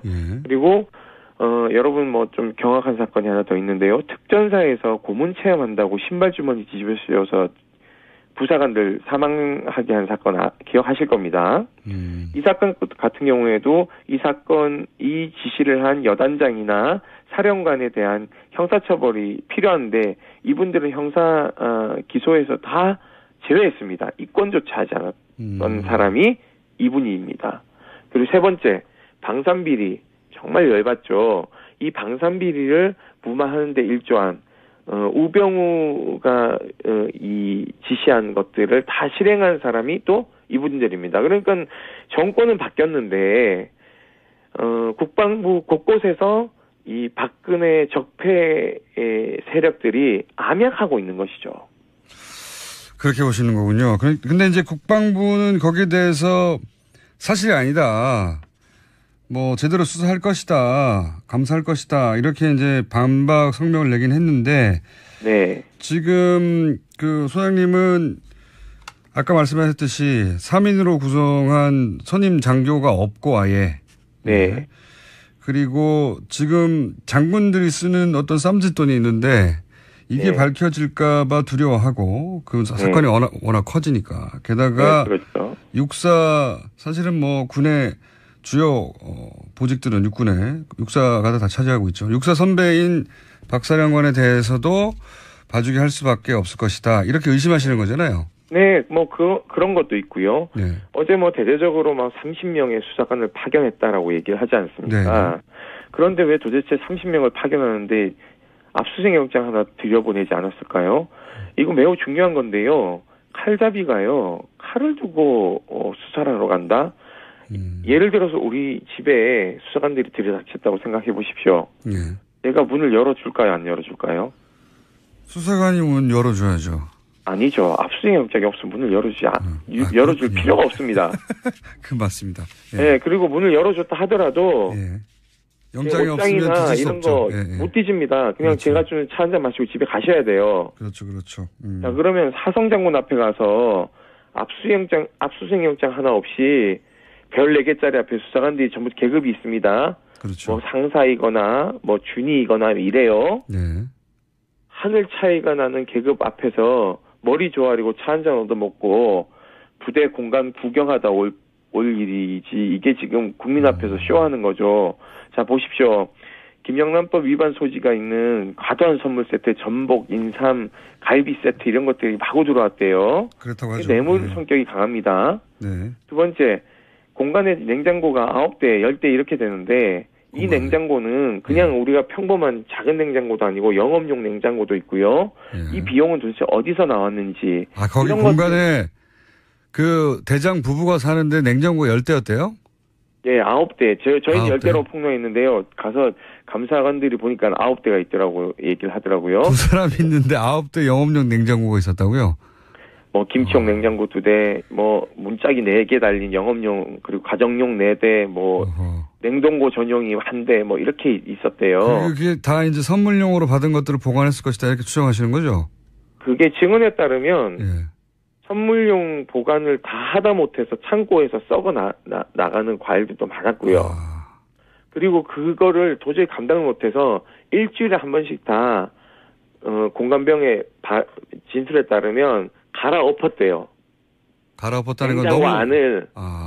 왜냐면 이 두 부부만 먹으니까 아들들은 한 명은 군대가 있고 한 명은 서울에 있으니까 이 두 부부가 음식을 아무리 빨리 먹어도 냉장고 9대 분량을 어떻게 일주일에 다 먹습니까? 그렇죠. 그러면서 공관병은 과일 한 쪽도 안 줬대요. 차라리 버리지 공관병한테는 먹으라고 하질 않았다. 버리면요. 버린 거 기억력은 또 되게 좋대요. 기억력은 되게 좋아서. 예. 갈치 어디 갔냐라고 물어보면 썩어서 버렸습니다. 그러면 찾아와라고 해가지고 그걸 뒤져가지고 찾아오면 너가 먹어. 이런데요. 아니, 멀쩡한 건 안 주고 썩으면 썩어서 버리면 버렸다고 그걸 먹으라고 얘기를 하니 이분들의 심리 상태는 뭔지 도저히 이해할 수가 없습니다. 그렇군요. 근데 이제 그런 행위보다 더 따져야 할 것은 군 검찰이 그거 다 뇌물 아니냐 하나하나 따져봐야 한다. 그렇죠. 통상적으로 이런 일이 발생하면 지휘관들은 이렇게 하죠. 야, 꼭 이건 뭐 압수수색 영장 청구해야 돼 라고 얘기를 하겠죠. 장관님이 그런 얘기를 하셔야 되는데 장관님은 사법처리하자 그러고 있고 검찰단장은 이거 사법처리 대상 아닌데요. 이런 소리나 하고 있습니다. 그래서 지금 이 정도가 밝혀졌는데도 불구하고 제대로 수사나 처벌이 안 되면은 사실은 이거보다 더 약한 경우들은 다 나와간다는 얘기죠. 그래서 걱정하시는 거죠. 예. 어떤 분들은 이런 얘기를 하죠. 민간으로 가면 계급장 떼니까 더 세게 수사를 할 수 있지 않느냐 이렇게 얘기를 하는데요. 여기에 함정이 있습니다. 우리가 박근혜 최순실 관계를 밝히기 위해서 특검이 청와대 갔을 때 압수수색이 용이했나요? 못했죠. 이유는 딱 하나입니다. 군사 보안 시설이다. 예. 자, 이 작사도 부대입니다. 예. 군사 보안 시설이에요. 예. 민간 검찰이 압수수색 영장을 가지고 들어가도 집행도 불가능할 뿐더러 우리 법원이 거기는 군사 보호 시설이라고 안 내줄 수도 있어요. 그럴 수도 있겠군요. 예. 자, 그러면은 그때부터는 이 증거 확보가 어렵고요. 또 하나, 이미 그때는 인사 발령이 났기 때문에 그곳에 다른 사령관이 입주해 있습니다. 그러면은 이 두 부부가 사용하던 흔적들은 다 사라지겠죠. 없어지게 되는 거예요. 자동적으로 증거 인멸이 되는 겁니다.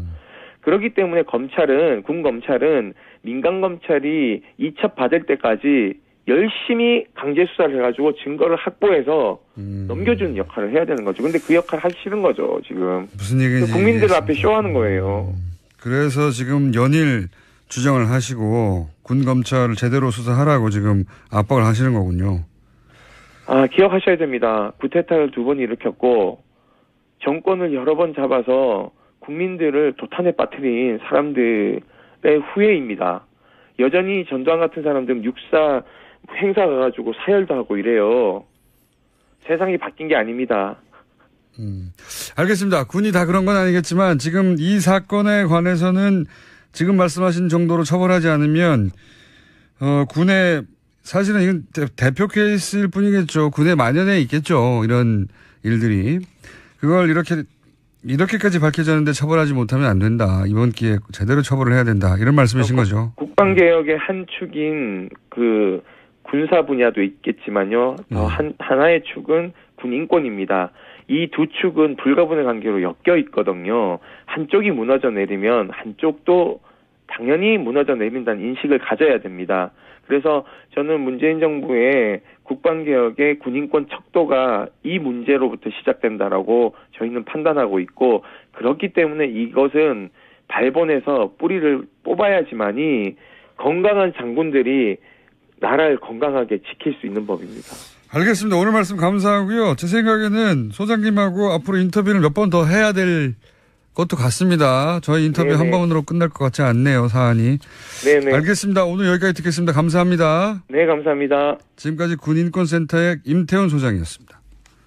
군인권센터 소장님 주장에 대해서 국방부의 반론 저희가 봤습니다. 네, 국방부 저희 섭외하면 꼭 응해 주시기 바랍니다. 반론권 보장되어 있습니다.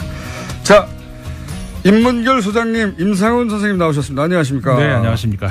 네, 외신을 다루는 시간입니다. 오늘은 주제가 뭡니까? 네, 몇 가지 좀 중요한 사안 좀 알려드리고 그리고 또 다른 얘기도 해보겠습니다. 우리 이제 언론에서 많이 보도가 됐죠. 유엔에서 북한을 제재하기 위한 유엔 제재안이 통과가 됐습니다. 그래서 지금까지의 어떤 그 북한 제재안보다 이제 제일 강력하다 이렇게 평가가 나오고 있죠. 원유 공급 차단만 제외한 거의 모든 게 들어갔다. 북한의 총 그 수출액의 3분의 1 가량을 통제할 수 있을 정도의 강력한 건데, 그러니까 그동안 제한적으로 허용했던 석탄, 철광석 수출을 전면 차단하기로 했고요.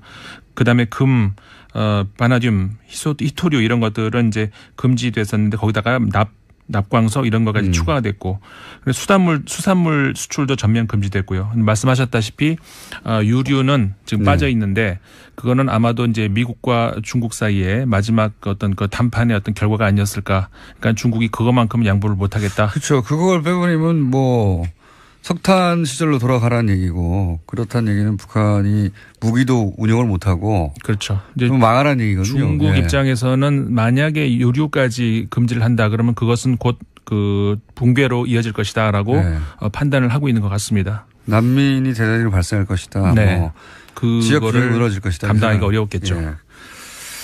그 소식이 있었고. 그 외신에서도 크게 보도가 됐고요. 네. 그리고 멀리 아프리카로 가보겠습니다. 아프리카요? 네. 간만에. 루안다. 루안다.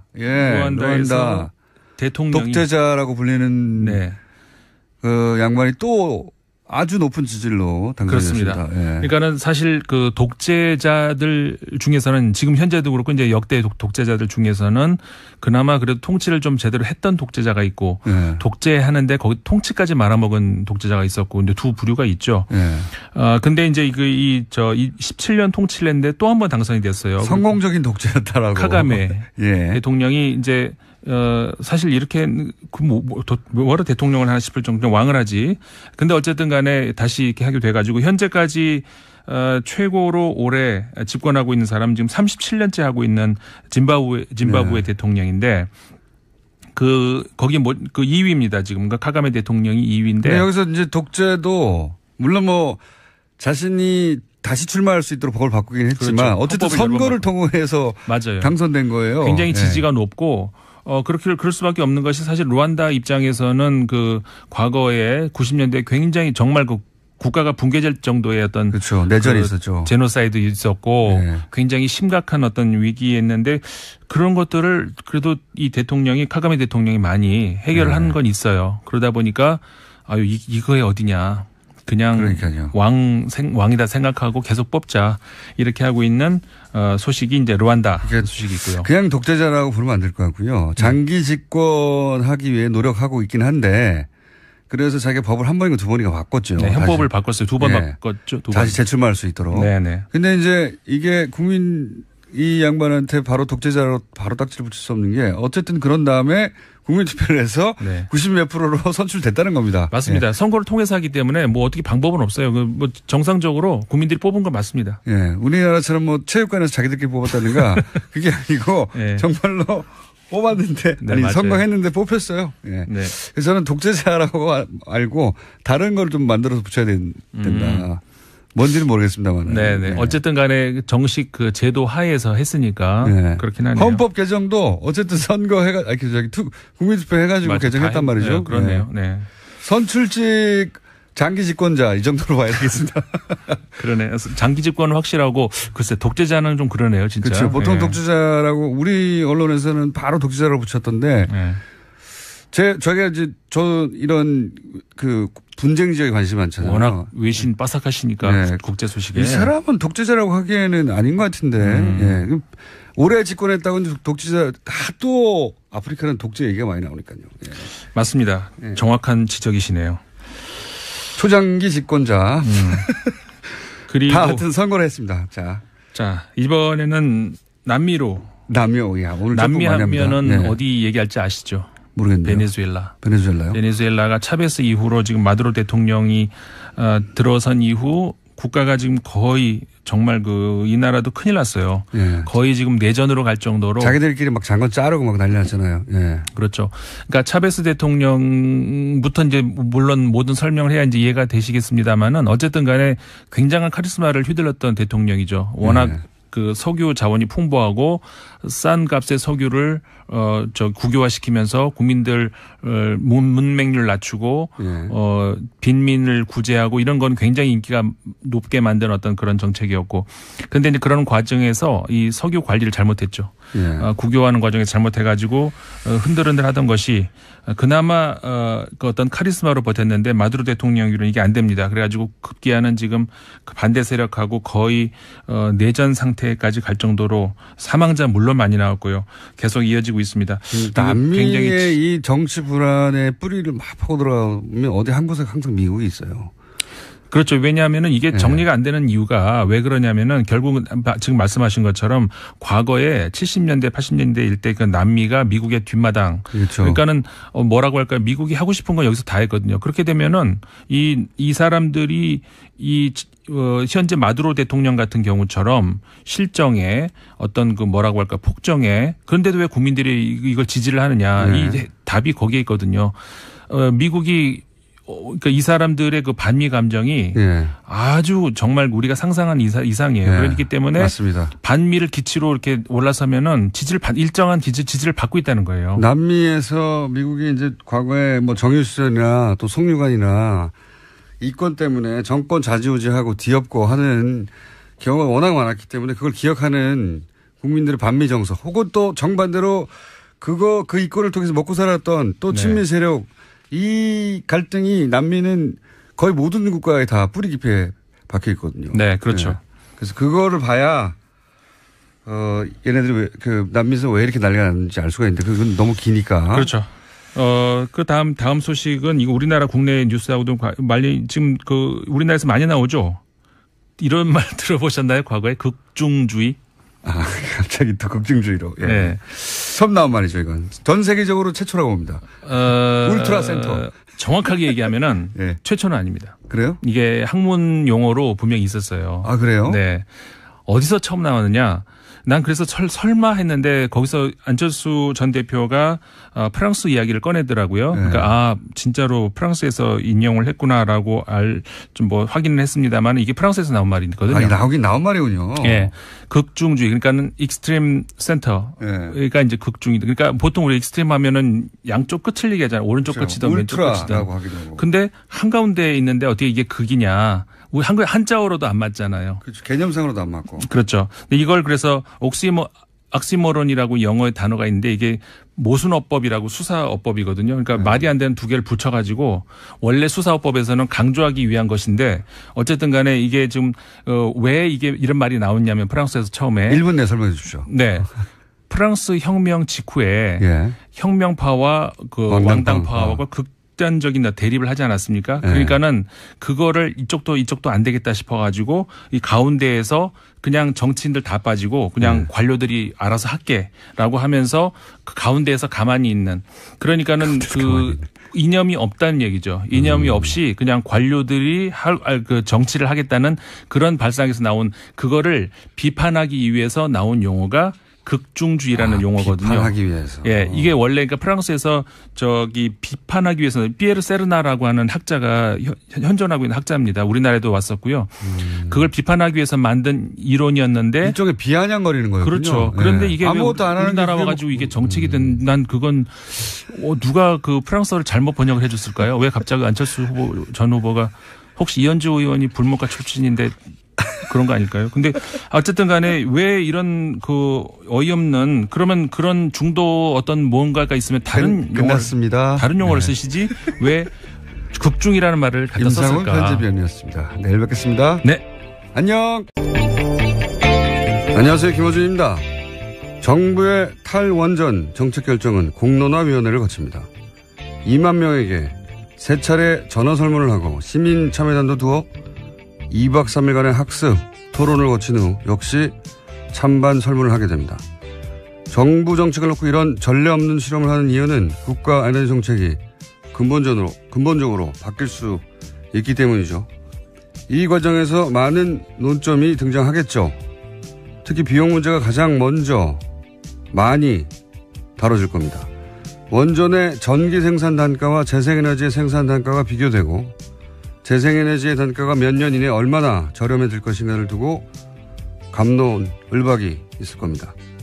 노무현 정부 시절 전시작전권 환수 문제를 놓고 찬반 양론이 격렬하게 붙은 적이 있습니다. 당시 반대론자의 주장 골자가 그랬습니다. 전시작전권을 우리가 행사하려면 군 전력을 강화해야 해서 로켓 구매에 얼마, 전투기에 얼마, 구축함에 얼마, 잠수함에 얼마가 든다. 그러니까 미군에게 전시작전권을 주는 것이 더 싸게 먹힌다. 이후 보수 정권은 전시작전권 전환을 연기하면서 같은 논리를 세웠습니다. 전환을 연기하는 것이 국방비 절감에 도움이 된다. 어떤 나라가 돈을 아낀다고 자기 나라 군대의 지휘권을 다른 나라에 넘기나요? 돈이 싸게 먹힌다고 자국민들에게 목숨을 걸고 전장에 나가라 명령하는 권한을 다른 나라에 주자는 발상을 아무렇지도 않게 하는 사고방식. 원전에 관한 제대로 된 논의의 출발은 바로 이 천박하고 부끄러운 사고방식부터 넘어서야 가능합니다. 국가 미래가 걸린 일에 돈보다 중요한 거 당연히 있죠. 김원준 생각이었습니다. 시사인의 김은지입니다. 목소리가 월요일 목소리가 아닌데요? 어떤 의미신가요? 목소리가 맑아요. 아, 맑다니 감사합니다. 네. 그래도 크게 맑지는 않습니다. 네, 동의합니다. 자, 시사인의 네. 김은지 했나요? 네, 했습니다. 제가 맑지가 않습니다. 네. 정신이. 자, 첫 번째 뉴스는요? 네, 오늘 이재용 삼성전자 부회장의 재판이 마무리됩니다. 지난 2월 28일 재판에 넘겨진 이재용 부회장의 결심 공판이 오늘 오후 2시에 열리는 건데요. 먼저 특검이 구형을 통해 형량을 제시하게 됩니다. 이어서 변호인단이 최종 변론을 하고 이재용 부회장 등 피고인들이 최후 진술을 합니다. 최근 대법원 규칙 개정이 바뀌어서요. 주요 사건 1심, 2심 선고 생중계 가능해졌는데요. 이달 말로 예정된 이 부회장의 선고가 중계될지 여부도 관심을 갖고 있습니다. 한 5개월 걸렸네요. 5개월 걸렸고, 예. 결심 공판이라는 게 이제 재판이 완전히 끝나는 게 아니라, 공방은 끝이 나는 거죠, 이제. 네, 이제 선고만 남은 상태입니다. 네.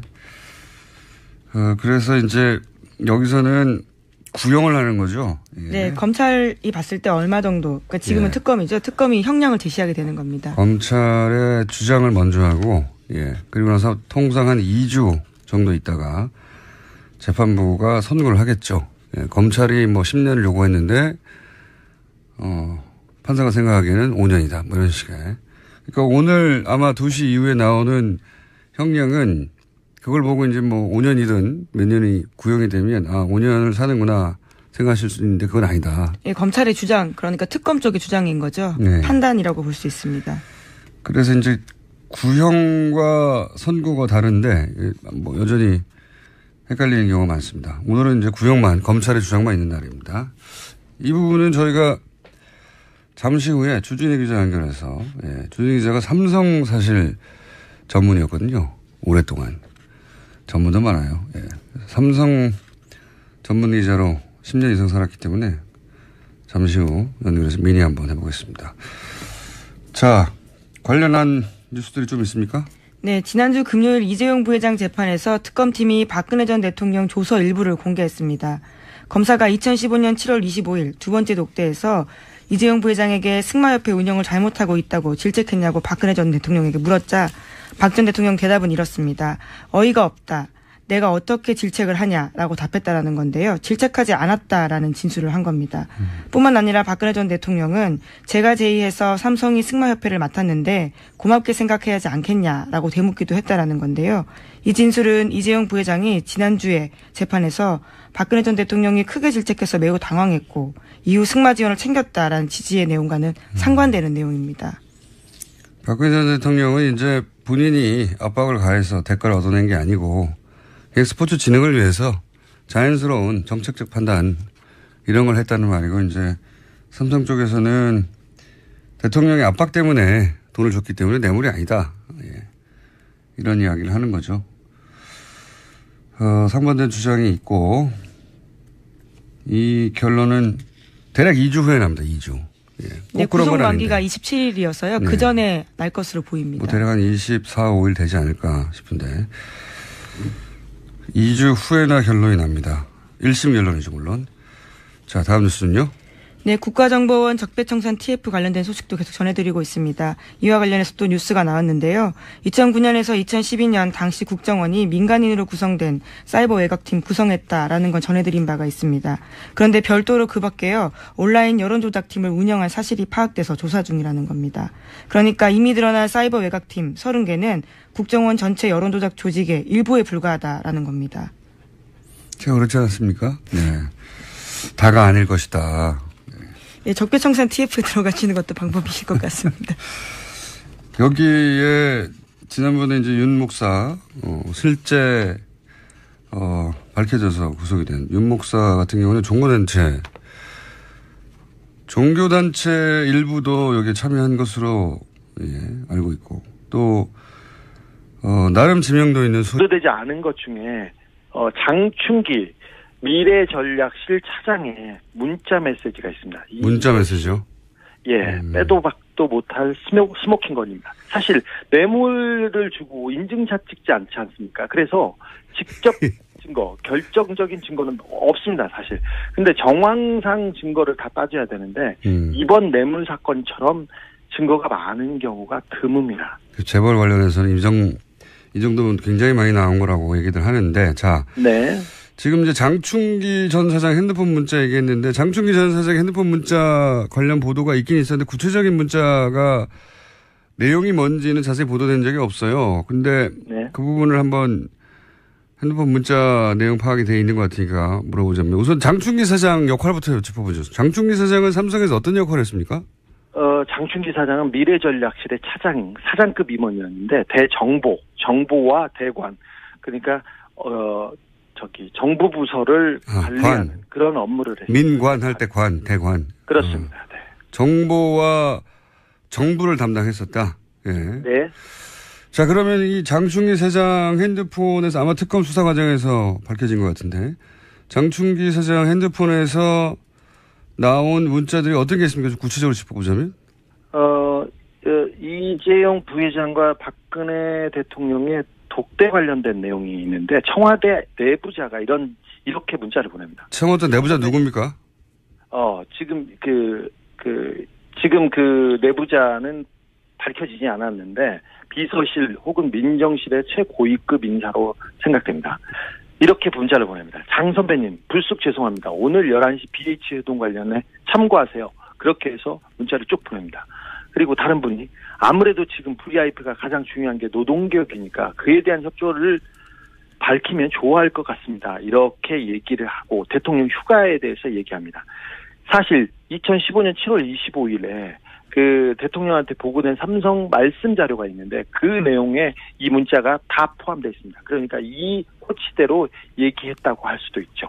그리고 지금 얘기한 거는 청와대 내부의 고위 관계자가 삼성의 장충기 사장한테 대통령 독대를 할 때 요런 점들을 참고해라. 네. 라고 문자를 미리 보내서 코치를 했다는 거죠. 네. 그렇죠. 청와대가. 정확하게 그대로 그래서 그 독대 때 그 내용이 다뤄졌습니다. 그러니까 이 얘기를 할 수 있는 사람들이 몇 명 없는데 민정수석실 고위층 아니면 경제수석실 고위층 아니면 비서실장 이 정도인데 그 누가 보냈는지는 밝혀지지 않았습니다. 그리고 청와대 내에서 간 문자고 이것은. 예. 네. 그리고 국정원 기조실장 사실 기조실장은 국정원의 내부 살림을 하고 인사를 총괄하는 2인자라고 볼 수 있는 그런 사람인데 이분이 계속해서 장충기 그러니까 삼성의 정보 보고를 해왔습니다. 어떤 문자를 했습니까? 엘리엇이라는 그 회사가 나와서 삼성의 합병에 걸림돌이 됐을 때 이렇게 보냅니다. 이현수입니다. 엘리엇은 1977년에 어디에서 시작됐고 자산이 어느 정도 됩니다. 그래서 한국은행 홍콩에서 관리하고 있는 내부 상황은 철저하게 통제되어 있는데 제가 더 알아보고 자세한 것은 그 나중에 보고하겠습니다. 이런 문자를 보냅니다. 또 이런 문자도 보냅니다. 복 많이 받으셨습니까? 지난해에는 사장님의 회사의 지원으로 우리나라가 안정되었지 않았나 생각합니다. 감사드립니다. 또한 자료는 아주 유용하게 활용되고 있습니다. 이 또한 감사합니다. 올해도 변함없이 이렇게 하면서 이연수 배상 이렇게 올립니다. 그러니까 정보 보고를 받고 있고 국정으로부터 이 국정비서실장이 삼성 사장 미전실 사장에게 정보 보고를 했다는 거죠. 네. 정보 보고를 했고 또 정보를 받아서 그 국정원에서 활용하고 있다는 게 보입니다. 그리고 대법관에 가겠다는 한 후보자가 장 차장한테 이런 문자를 보내기도 합니다. 하창우 대한변협회장이 거품을 누르고 저를 비토하여 2시간 경론을 벌이다가 저와 진보 측 변호사를 패키지로 낙마시키는 걸로 봉합된다고 합니다. 그러면서 자기 상황을 계속해서 보고하는데 대법관이 되려는 사람이 삼성의 눈치를 보고 있는 게 적나라하게 나옵니다. 그러니까 대법관 되려는 사람이 미전실 사장한테 자신의 인사와 관련해가지고 여러 가지 청탁 문자를 보냈다? 네, 그렇습니다. 검찰. 예. 그리고, 예상치 못하는 거네. 예. 사실 삼성이 검찰 고위직과 법관 고위직 인사를 한다고 알려져 있습니다. 그런데 그런 상황이 적나라하게 나옵니다. 하나만 더 보겠습니다. 임채진 전 검찰총장 기억하시죠? 예. 예, 이분이 이렇게 문자를 보냅니다. 임채진이네. 그동안 건강하게 잘 지내셨는가? 이번 토요일 미팅 계획대로 예정돼 있지? 그러면서 자기 사위 날더러 꼭 좀 갈 수 있도록 자네에게 부탁해달라고 하네 그려. 그러면서 인사청탁을 합니다. 뭐라고요? 어디를 갈 수 있게 꼭 부탁한다고요? 인도의 한 자리를 원합니다. 해외 근무를 원하는데 자기 사회에 인사청탁을 하는데 사위가 어디서 근무했는데요? 삼성에서 근무합니다. 아하. 삼성에서 근무합니다. 그리고 인사청탁을 하거나 청탁을 하는 게 이런 검찰 관에 있는 사람뿐만 아니라 매경도 이렇게 청탁을 하고 보고도 하는데 매경이요? 언론사요? 예. 네, 언론사 간부 매경의 간부가 이렇게 문자를 보냅니다. 존경하시는 실 차장님, 어제 감사했습니다. 면세점 관련해서는 땡땡땡과 상의해서 보고 매경이 어떻게 해야 삼성의 면세점 사업을 도와줄 수 있을지를 구체적으로 알려주셨으면 좋겠다고 합니다. 김땡땡 올림. 매경의 고위 간부입니다. 매경의 고위 간부가 삼성에게 삼성을 위해서 어떻게 기사를 써야 할지를 알려달라고 삼성 미전실 사장한테 문자를 보냈다는 거죠? 네, 그렇습니다. 최근에 대단하네요. 삼성 관련 재판에서 경제신문들 있지 않습니까? 머니투데이를 필두로 경제신문들이 다 나서서 재판이 불안하다. 이거 증거도 없다. 그러면서 계속해서 호도를 하고 여론 조성을 합니다. 예. 그걸 가지고 계속해서 법원을 압박하고 있는데 이게 다 이런 네트워크 때문에 그렇습니다. 그렇다고 추정됩니다. 예. 네네. 청와대에서 장충기 사장한테 민정수석실, 비서실장 모든 인사를 관여하는데 내부에서 그 인사 정보를 계속해서 보고하고 있었습니다. 삼성이 이 정도입니다. 그러면 삼성에서 이제 최순실의 존재를 몰랐다고 이제 주장하고 있지 않습니까? 그 영향력을 처음에 몰랐다가 나중에 알았다 하는데 이 정도 영향력, 정보력이면 이 주장은 말이 안 되지 않나요? 몰랐다고 하는 건 말이 안 되죠. 사실 한화 김승현 회장의 아들이 특검에 나왔었죠. 그때 폭행 사건으로 구속되어 있었어요. 근데 김승현 회장의 아들은 승마 선수였고 정유라와 함께 금메달을 따기도 했죠. 아시안 게임에서. 그 사람이 아들이 특검에 불려와가지고 초밥이 먹고 싶다고 해서 초밥을 한 게 사줬습니다. 그러니까 그걸 먹고 최순실이 실세라는 것은 당시에 말똥 치우는 파키스탄 노동자들도 다 한다 이런 얘기도 했어요. 그러니까 말 타는 사람은 삼성을 몰랐을 수도 없죠. 그랬는데 미전실이 우리나라 정보를 파악해서 주물럭주물럭합니다. 청와대 정보나 국정원 정보보다 삼성 정보가 더 정확하다는 얘기가 세간에 있지 않습니까? 그래서 이런 얘기가 나오는 건데 미전실 사장의 영향 얘기 이 정도입니다. 그래서 우리 사회를 이렇게 주무르고 있습니다. 그래서 다 알고 있었어요. 사실 그리고 독일 프랑크푸르트에 삼성 유럽 본부가 있는데 거기에 있는 삼성 양혜경 사장이라는 분이 최순실의 뒤를 오래전부터 봐줬다고 여러 차례 증언이 나오고 있습니다. 그래서 삼성이 먼저 최순실의 존재를 알고 승마협회를 접수해서 이 최순실 뒤를 지원해야 된다. 최순실을 독점해야 된다. 하면서 먼저 움직였다고 보는 게 지금 상황에서는 훨씬 더 자연스럽다고 봅니다. 최순실을 독점해야 한다. 예. 혹시 이 특검은 이제 이런 문자나 지금 뭐 공개한 문자 몇 개 있지만 공개하지 않은 문자나 또는 여러 가지 정보가 더 많이 있을 텐데 특검이 수사를 하고 나서 이 삼성과 이재용 부회장에 대해서 뭐라고 표현합니까? 지금 뭐 최순실을 독점한다고 이야기하길래 내가 묻는 건데 네네. 특검을 법적인 걸 묻는 게 아니라 수사를 하면서 받은 인상 뭐 이런 게 있을 거 아닙니까? 네. 특검 검사들하고 특별히 최순실과 정유라를 취재했던 검사들 사이에 이런 얘기가 있어요. 특검 초기에는 박근혜가 대통령인 줄 알았는데 최순실이 대통령이었다 이렇게 생각했다. 그런데 막판에 삼성 수사를 해봤더니 우리나라의 대통령은 이재용이었고 장충기가 비서실장이었다 이렇게 얘기합니다. 그런 정도로 비유한다. 네. 삼성 뇌물 공여 사건에 관해서는 그렇다는 얘기겠죠. 네, 그렇습니다. 그러니까 삼성이 국가 권력과 대등하게 딜을 했다 이렇게 파악하나 보죠? 그렇죠. 사실상 삼성이 국가를 지배하고 있었고요. 우리 전체 사회를 주물렀다. 청와대도 국정원도 삼성 아래에 있었고 아래에 있거나 대등했고 그다음에 검찰과 법원에서 삼성한테 인사청탁을 합니다. 그냥 언론은 그냥 애완견 수준이었고요. 그걸 보면 우리나라가 삼성공화국이었구나. 알겠습니다. 네. 자각했다고. 삼성을 오래 취재하다 보니 인터뷰하면 점점 감정이 올라오는 것 같은데. 마지막 질문인데. 아니라 삼성을 제가 좀 정확하게 알고 있어요. 다른 사람에 비해. 특검. 알잖아. 마지막 질문인데 특검이 몇 년 구형할 것 같아요? 얘기를 한번 해보죠. 오늘 구형할 것 같은데 어제 밤까지도 경론을 벌이면서 회의를 했습니다. 사실 이재용 부회장한테 적용된 혐의 중에 가장 핵심은 뇌물공여인데 뇌물공여는 법정형이 5년형 이하예요. 그러니까 큰 범죄는 아닙니다.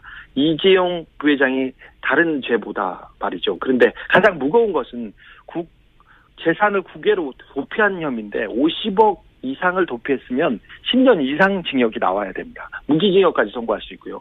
그다음에 횡령죄도 지금 가볍지 않은데 50억 이상이기 때문에 무기 또는 5년 이상의 징역이 나와야 됩니다. 이 밖에 이재용 부회장이 국회에서 위증했죠. 1년 이상 징역입니다.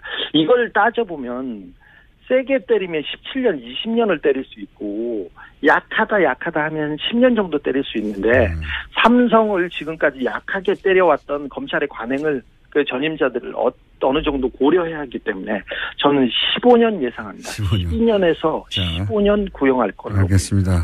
2시 이후에 밝혀지겠죠. 오늘 여기까지 하겠습니다. 안철수 전 대표의 당대표 출마 선언에 대한 국민의당 내부 반응 이상돈 의원 통해 들어보겠습니다.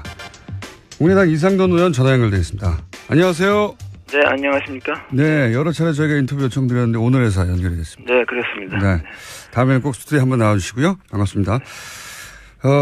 어제 당대표 출마 반대하는 의원들과 함께 심야회동을 하셨다고 알고 있는데 어떤 이야기가 오갔습니까? 심야까지는 안 되고 밤 9시에 만나서 지난번 얘기를 했습니다. 이미 보도에 나온 그대로입니다. 그대로고 안철수 전 대표가 당대표에 나와서는 안 된다. 하는 데에서 의견을 모았죠. 무엇보다 그 원인은 뭐냐.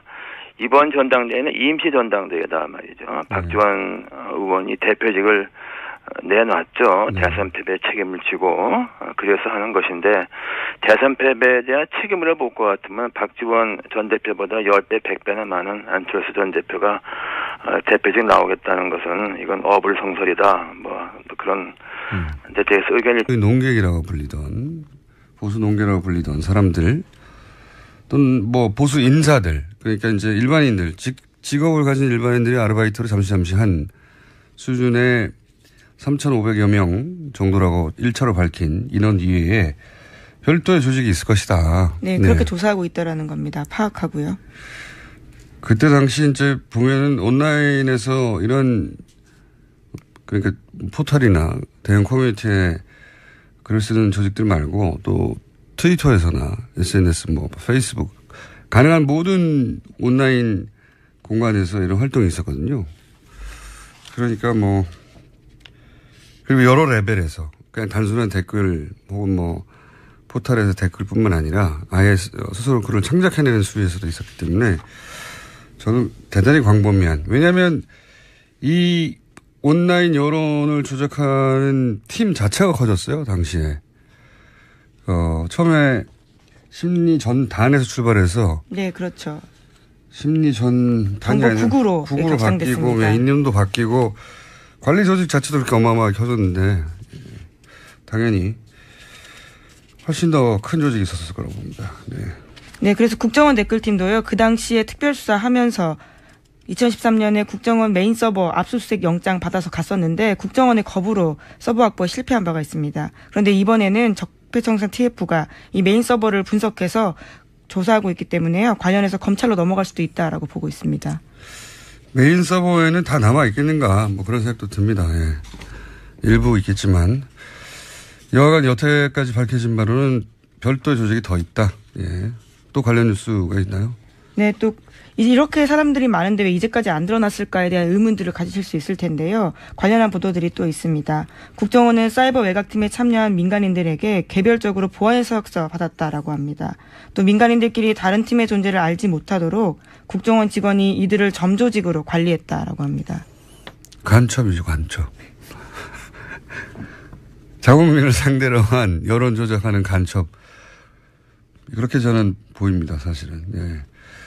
그리고 이제 예산도 보면 3,500만 얘기하면서 한 달에 2억 5천 이런 식으로 얘기했는데 이 국정원장의 최대 관심사 중에 하나였단 말이죠. 네. 이 일을 해서 다시 정권을 뺏기지 말고 유지해야 한다는 그런 목적하에 했는데 한 달에 2억 5천이라는 건 껌값입니다. 껌값. 정말 국정원의 방대한 조직 어마어마한 예산에 비하자면 국정원 최대 관심사에 이 정도밖에 돈을 안 썼다는 건 뭐 도저히 저는 3,500명이 전부가 아닐 거라고 생각이 들고 그리고 이제 보안 서약서를 받아가지고 소위 제가 했어요라고 손들고 나온 사람이 없었다는 거죠 과거에. 네, 처벌받거나 혹은 뭐 문제 제기를 할 수 없도록 만들었다라고 하는 것으로 보이는데요. 근데 이제 실제 이렇게 일한 사람들이 나와서 내가 누구로부터 어떤 식으로 지시를 받았고 어떤 활동을 하였다 말단에서 그런 사람을 사실 찾아야 되는데 좋은 방법이 있어요. 예. 이 포상금을 거는 겁니다.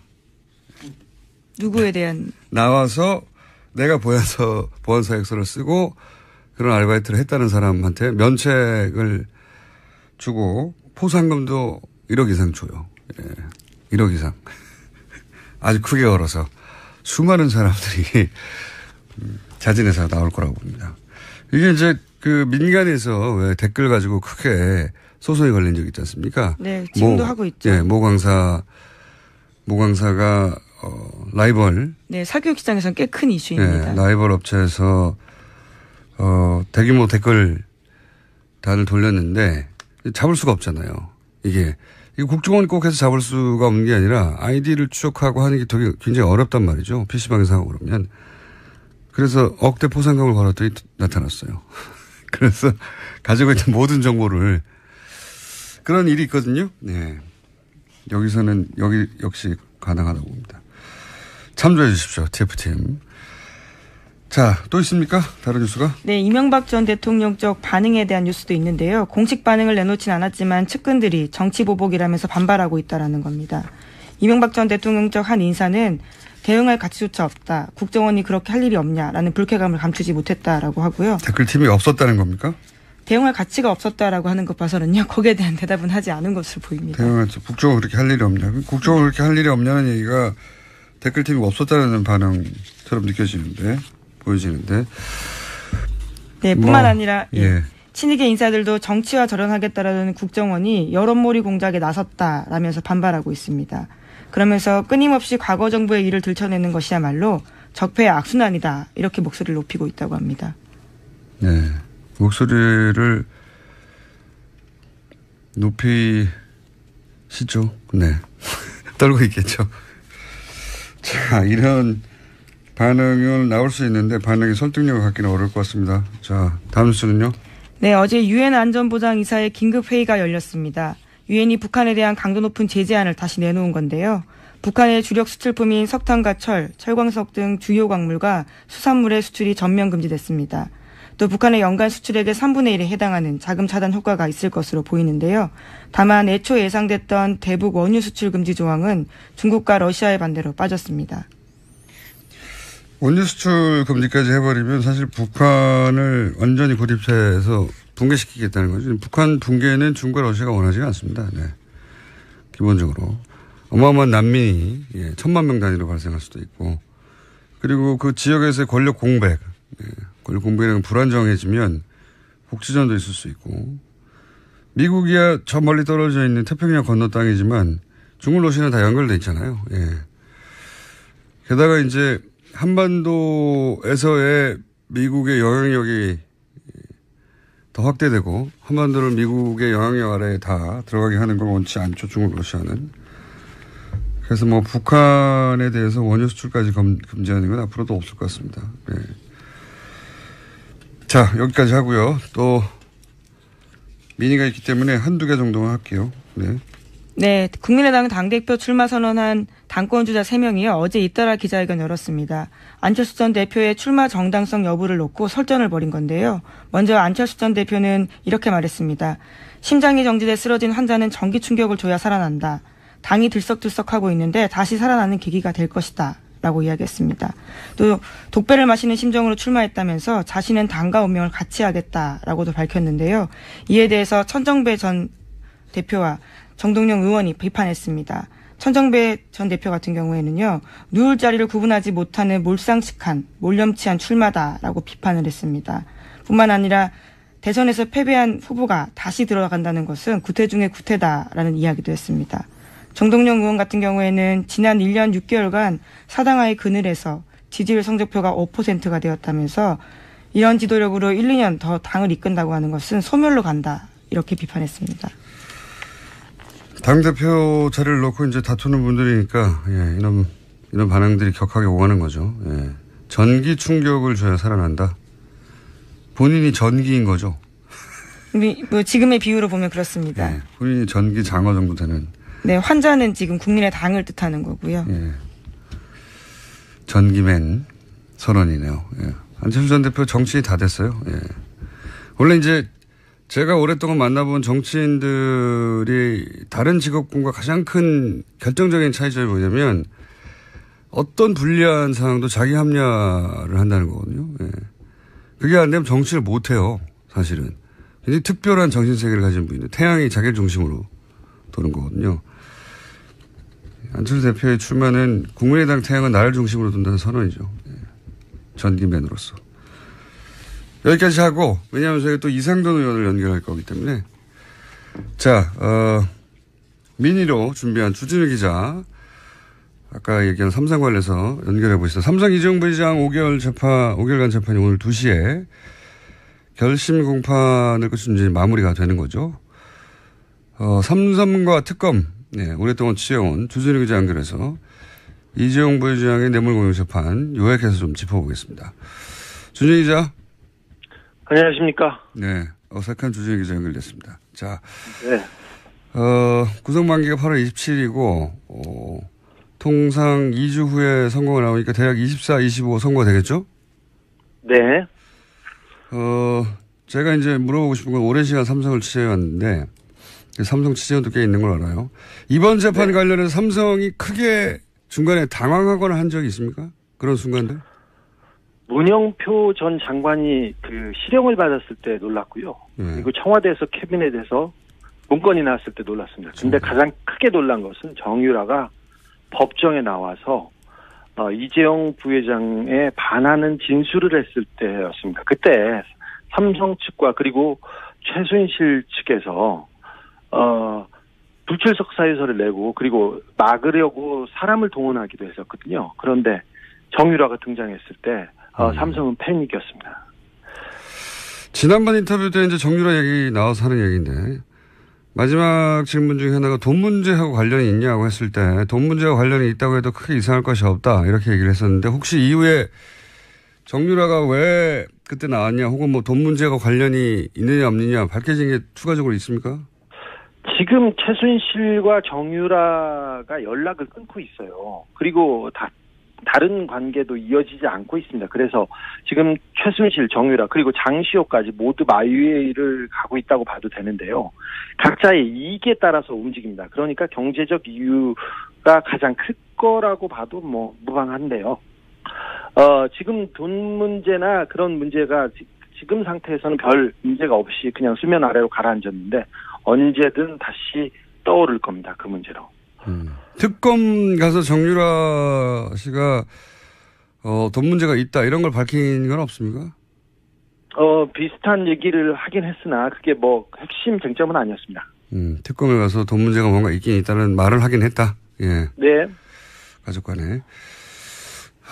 그리고 이 뇌물죄, 특히 재벌이 연루된 뇌물죄 경우는 결정적 증거가 과거에도 안 나왔기 때문에 결국 포괄적 뇌물 수수라고 하는 법리가 나왔어요. 예. 이 재판 기간 중에 이재용 부회장의 불리한 진술 증거가 추가 나오는데 한번 정리를 해보자면 문영표 시형 나온 게 있고요. 네. 그리고 김종 전 차관의 진술도 있었죠. 대표적 진술이 뭐가 있었죠? 김종 차관이 이런 진술을 했습니다. 제가 2015년 7월 8월에 박상진, 그러니까 삼성 사장입니다. 박상진이 정유라 지원을 위해 독일로 출국할 무렵 박상진하고 통화했는데 박상진이 박근혜 대통령이 갑자기 이재용에게 정유라가 올림픽 나갈 수 있도록 지원해달라고 요청했다고 말해서 깜짝 놀랐던 기억이 있다. 결정적인 진술로 작용하고 있습니다. 정유라 이름이 직접 나와서 깜짝 놀랐다. 뭐 이런 얘기 했었죠. 그렇죠. 예, 정유라를 도와달라고 했어요. 예. 그리고 정유라가 특검에 가서 진술한 내용 중에 혹은 뭐 법정에서 진술한 내용 중에 특별히 불리한 내용은 뭐가 있었습니까? 삼성에? 이재용 부회장 측은 최순실 씨가 독일에서 말들을 사고 교환하고 이런 거에 대해서 전혀 삼성은 몰랐다고 얘기했는데 정유라 씨가 법정에 나와서 삼성이 말 세탁 관련해서 그 과정을 몰랐을 리가 없다. 다 알고 있었다. 이렇게 얘기했습니다. 그래서 굉장히 난처해졌습니다. 청와대 문건 나온 것 중에 혹시 법정에 제출됐거나 한 것 중에 이 언론이 제대로 보도되지 않았는데 불리한 내용은 또 뭐가 있었습니까? 캐비넷에서 나온 문서 이름이 아예 삼성 경영권 승계 지원이라는 자필 메모였고요. 그래서 청와대가 얼마나 도와주고 있는지 정확하게 써 있습니다. 그거 말고는 지금